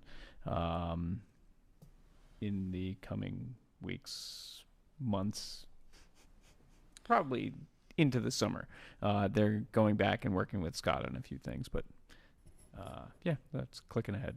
And Mike, on camera here in this public meeting, are you willing to be on that solar committee as it moves forward as a parent? Yes, I am, actually. I would be willing to help with that. Good. The facilities meeting we had a couple weeks ago, I was away at the time. We'll talk about this more on the 20th, but would you mind giving us the punchline on new school possible locations? Yeah. So we walked through, we received a number of spots of land in the two communities and did a pretty thorough vetting. Long and short of it, none come close in terms of value proposition, in terms of even just straight possibility, as compared to 80 Gray Road. So going forward, 80 Gray Road is by far, head and shoulders, whatever analogy you want to use, the best option we have in front of us. I think it was good and to go back out to the community to ask to see if there were other pieces of land to look at, and we did.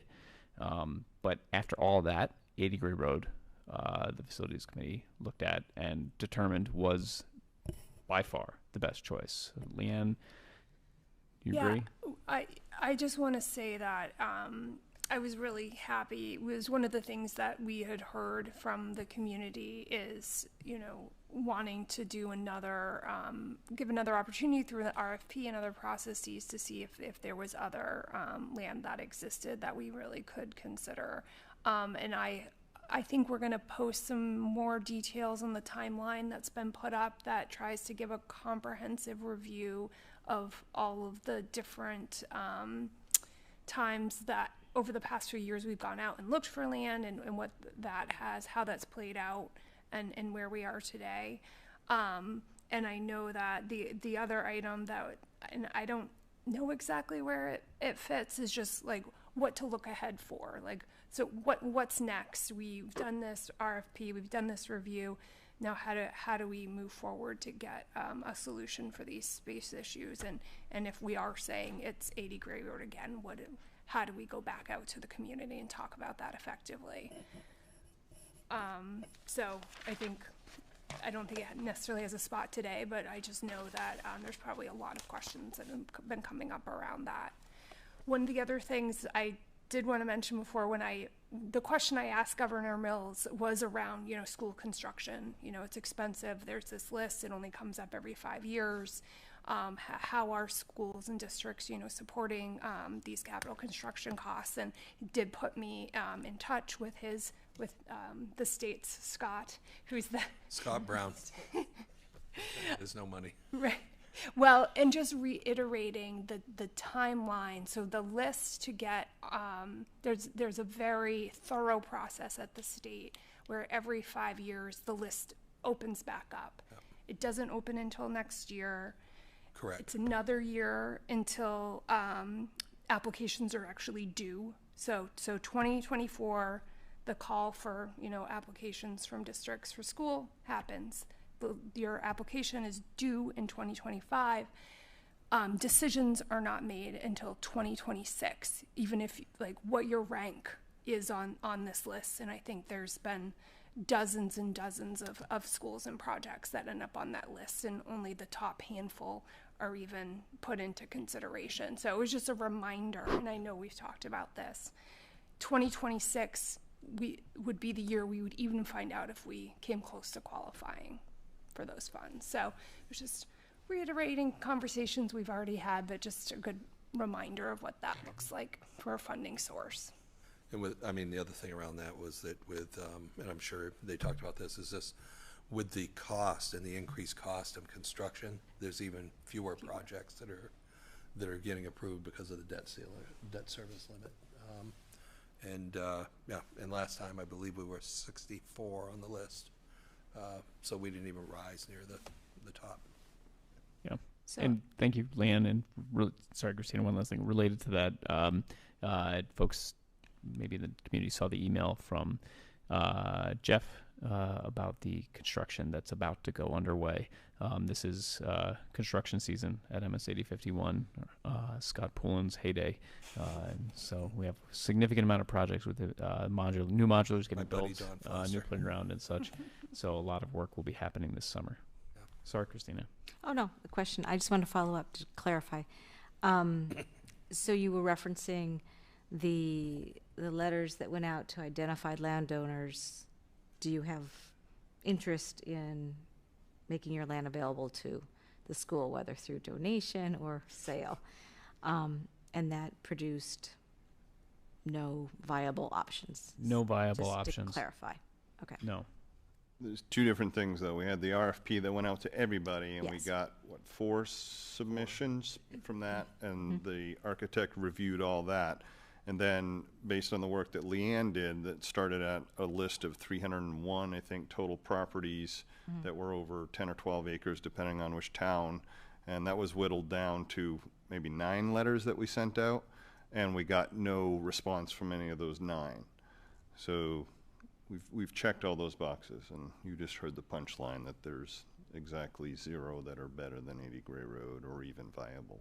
So the perception that there's all this land out there, we've checked, we've tried, we've rechecked, it's not there. Well, it's there, but people don't want to sell People it, don't- well, or it's it's not not available. viable, or it doesn't check all the boxes. I mean, For a school, it's not viable for a the school. list that Leanne used, she compared to 3-phase power and sewer lines and water lines, and if it's 3 miles away from 3-phase power, well, that's prohibitive in itself, right there. So. Significant cost increase. Yeah. So Or it has there's tons no of wetlands real on it. roads that go between like this district Yeah. and Yeah. maybe that spot in the corner of one of our communities. Due diligence was done. I'd love to see that specific report, however it's written up. You talked about adding it to the timeline. I think it should also be put out separately to the community social media. I mean, I think that that's a really important point, and I wouldn't want to just add it to the timeline and then hope that people kind of notice it. I'd love to see it highlighted somehow. Yeah, it's a good idea. Just a couple paragraphs describing exactly that. Yeah, No. we have the report that's being presented with the architects, so. Yeah. From Tyler Barter, so we have that information, so. And my last question was, I don't know if it's facilities or not, but the survey we talked about, are we doing it? When are we doing it? How's it going? So, June 20th, Yep. I will ask you folks to commit to 80 Gray Road or not. And I think that's appropriate to do this year with this board and not kick that can down the road. That also allows us to plan and put into place the marketing plan that we've put together. Community engagement. Which Community comes engagement and outreach. right, that. 5 hours. Because that comes back like 12 months or so, starting to communicate. And so the framing of the survey, given the new information that we have exactly one option, that survey has to be updated a little bit. And I've talked to Tom about this a little bit. It doesn't make sense to ask questions that we can't possibly have a solution for. Like, do you want it in Cumberland? Or we just don't have that option. So that'll have to be updated, and then based on that new framing with exactly one choice, we add some context and then still try to get as much useful information as we can. We could put a question in that says, do you have 10 acres of land with 3-phase power, sewer, water, and are willing to sell us at a reasonable price? Or donate. Or preferably donate. Yeah. I'm not even kidding. Yeah. Put that in No, there. seriously. I'm not kidding either. But the problem, the only problem with that is at some point we have to get married. We can't just keep dating forever, you know? It's Tried to true. get married, but the officiant said no. I would have been married. I would have been married. Tax implications.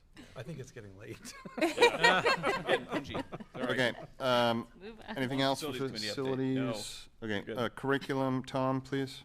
We have our last meeting of the year next Monday. We're going to be talking about changes to advisory at GHS, and then also, I think we're also going to be talking about curriculum as it relates to upcoming strategic planning.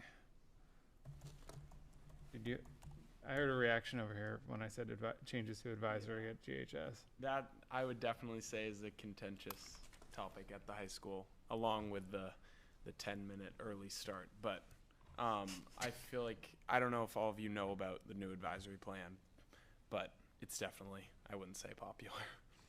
Not popular. Okay, more to come on that. Yeah. All right. I will say it was just introduced too. So I think some more details need to be fleshed out with the advisory. Yeah, I guess not popular is too broad a statement, but there's some pushback from students. Yeah. Are Details students would be being good. engaged in any of the changes, or giving feedback into any of the changes for advisory? Students? Yes. So I don't know that level of detail because that's a high school piece, but I know the staff worked for a long time on this proposal and then got voted on it as a staff. Okay. So they went through a whole process to do that. There was some feedback, Tommy, you can correct me if I'm wrong, from students, but was it student government? Yeah, That student provided some feedback? Okay. Mhm. Yeah. Yeah, it was, Mr. Francis presented the plans, and then we talked about what we preferred. Okay. Thank you. Yeah, and I think there was a difference there between what the students preferred and what actually was voted on by faculty and staff. Yeah. I think there's definitely a difference between what students want and kind of what staff wants. Yes. Because I think that a lot of staff see the ranger support time as kind of like wasted time currently, but I don't think that's felt by all students.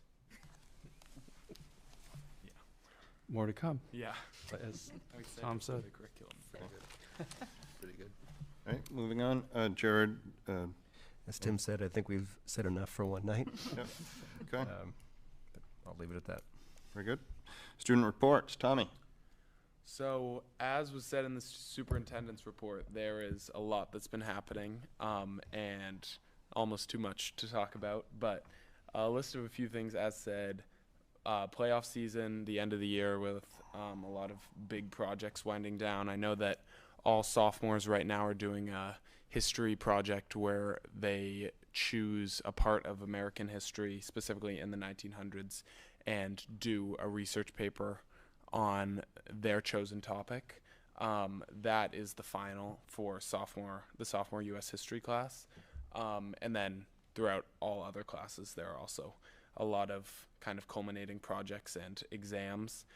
Finals week is next week, and for the high school, we have 4 days of finals and then a makeup day. And then obviously also graduation was last weekend, and it was really weird. Like, a lot of the juniors were there, and we talked after, thinking that it's going to be really weird next year for us to be there, not watching but actually graduating. And then also Inkwell, the high school literary and art magazine, was published, and there was a publication party at the high school a couple weeks ago, and the book itself is at the library and also can be purchased from the Inkwell Club. Can I ask, what was your pick on American history in the 1900s last year when you took the exam? I did the effects of post-World War II policies on suburbanization, specifically Levitt towns that were constructed in Pennsylvania, New Jersey. And I'm kind of furthering and doing a similar topic for my history IA for IB history. Awesome. Yeah. I was just curious. Yeah. It's interesting. Thank you, Tommy. Questions of Tommy? Not a question of Tommy, but there's going to be a space next to Tommy. I mean, Avery's name plaque is still there, but I think he's maybe said his goodbyes. And so has that process, I think Jason, you handle that process. And I don't handle that process. Oh, you don't? I've seen the emails. It's gone out. Carl. I thought you were handling it. No, Christina is on Christina the interview committee. Yes. Thursday. Okay, thank you. Yes. Thursday. And I believe Tommy. Yeah. Tommy's There are, part- oh, that's right. There's 5 applicants, I believe, so there's a wide array of people who are interested in the position, and as Christina said, the interviews are happening on Thursday. Okay. Yeah. Awesome. Stay tuned. Stay tuned. I've got to find out more about the 5 applicants. I didn't know there's that many. Okay. Is that more than usual? No, that we bob anywhere from 1 to 10. Okay. It really depends on the class. Mm-hmm. It really depends. Yeah. So is it for juniors only? It's sophomores. This Sophomores, year's okay. sophomores. This year's Yep. sophomore. So they can be the junior, but Have we ever discussed like changing the structure of that? It's too bad. No offense to Tommy and Avery, but it's too bad that it only is one kid that gets that experience. Have we ever talked about opening it up more and like a cycle or anything? no, we haven't. Would you like to talk about this? I'm sensing you want to talk about It's it. just a great experience for the students to get exposed to such a thing, and it's just too bad that it comes down to one kid per class. And so, Yeah, I know that Carl Francis had talked about maybe a different way of selecting the student, maybe working with student government more. So there maybe that could be part of the conversation as well. Yeah, that's something that we talked about at our last student government meeting. Yeah. Like the selection process. Just kind of having the students be more involved in that process. So I think it's on the table, definitely. And there's other forms of government, so students can go be a page up in the legislature in Augusta if they want to. And I wonder if the town council or the select board ever brings the student voices or younger voices. They should. They definitely have visitors who are students, but I don't know about that part. all right, moving on. Ad hoc committees, wellness. I wanted to mention that just as it relates to staff morale. Jeff and I have talked a lot about wellness in general, and that's one of the reasons that we sort of revived that committee, and they'll be spending a lot of time on it next year. And specifically the wellness portion and how it relates to staff and making sure that our staff are utilizing everything that they have available to them, like as part of our benefits package and health insurance and that sort of thing. And Fran is on that committee, and she's passionate about that sort of thing. So I thought that was worth mentioning. Others for ad hoc? I was just going to mention with wellness as well. We touched on that. That's being covered. But going forward, it was agreed that nutrition would be a focus for next year. Yep. For the GCA, just quickly, I was able to have an informal meeting with Jennifer Fox. We had been trying, to get something together all year, and it happened that she and I both had a window of opportunity. So we just sat down just to mostly make that connection. One of the things that came out of it is wondering, and I apologize because I meant to ask this, but is there any sort of like a use contract if a group wants to use the GCA? Do they have to agree to certain things, and they? There is. There's a use of facilities of the GCI on our policy page, and it's got all the rules around the use of the GCA. And actually, I was working with Kevin Rollins a little bit on updating that the other day. He came in and talked with me about some additional pieces. So yeah, so that does exist. Okay, good. Jennifer had some thoughts on that, Yeah, so great. it'd be great Yeah, to bring her in on that. But yeah, it was a great meeting. She was a great find. Yep, she is. Speaking about the GCA, one thing that I forgot to mention in my student report is there will be a concert put on by Charlie Moore, who is a kid in my grade who's a very talented musician, and he put on a similar concert last year on the last day of school, and it will be happening again this year, June 15th at 7 p.m. at the GCA. So I would recommend all people to come. It will be a lot of fun, as last year's concert was really amazing, and this it's a concert that benefits the substance abuse prevention organization, and yeah, definitely I would recommend anyone who can make it to be there. Thank you, Tommy. And Others that- for ad hoc? And that reminded me that on Wednesday, the middle school is putting on a fundraising concert. I want to say the Ocean Conservancy. Yes, it's Ocean Conservation. Yes. But I don't remember exactly what organization, but yes, it's around Ocean Conservancy.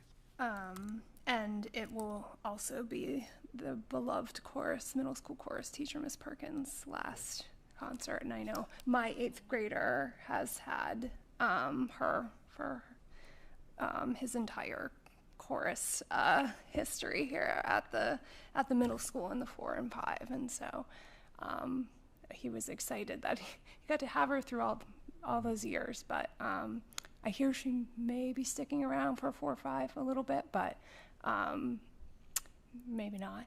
But we're just so glad that we were able to have that experience with Miss Perkins as our students and families. So Yeah, we're sorry to see her go.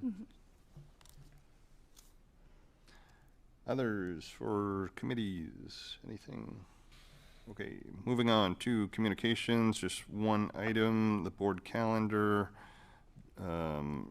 Jeff has put that out more as an FYI, is that right?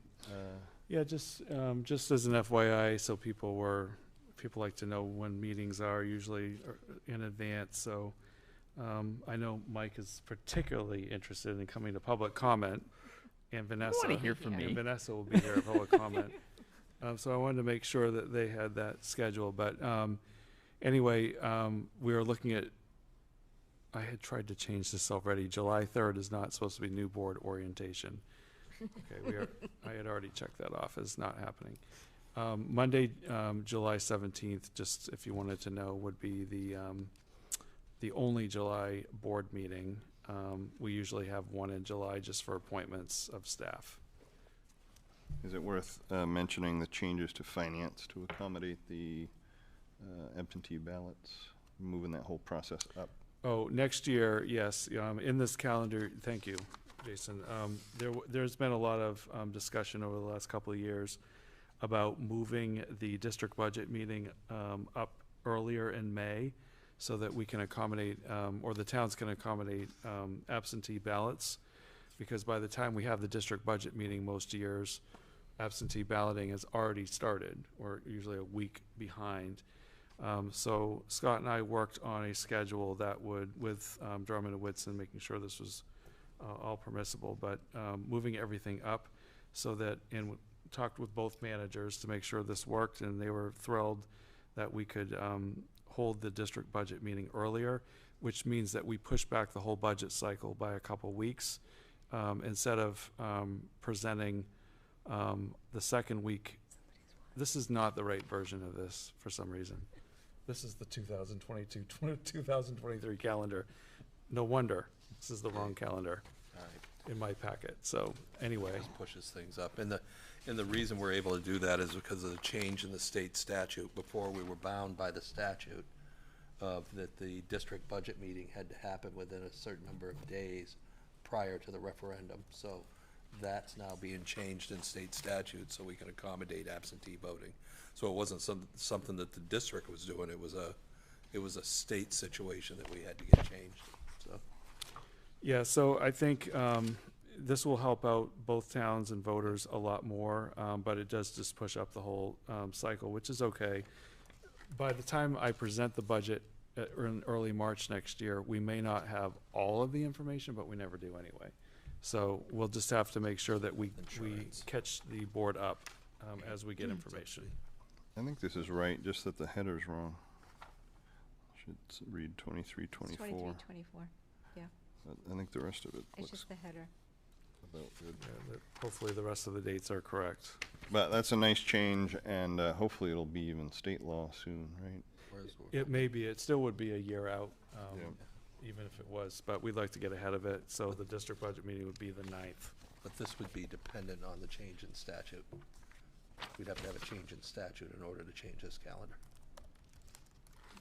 Because of the days and how it falls. Okay, we'll have to check that. No, it's, yeah, because it's so much.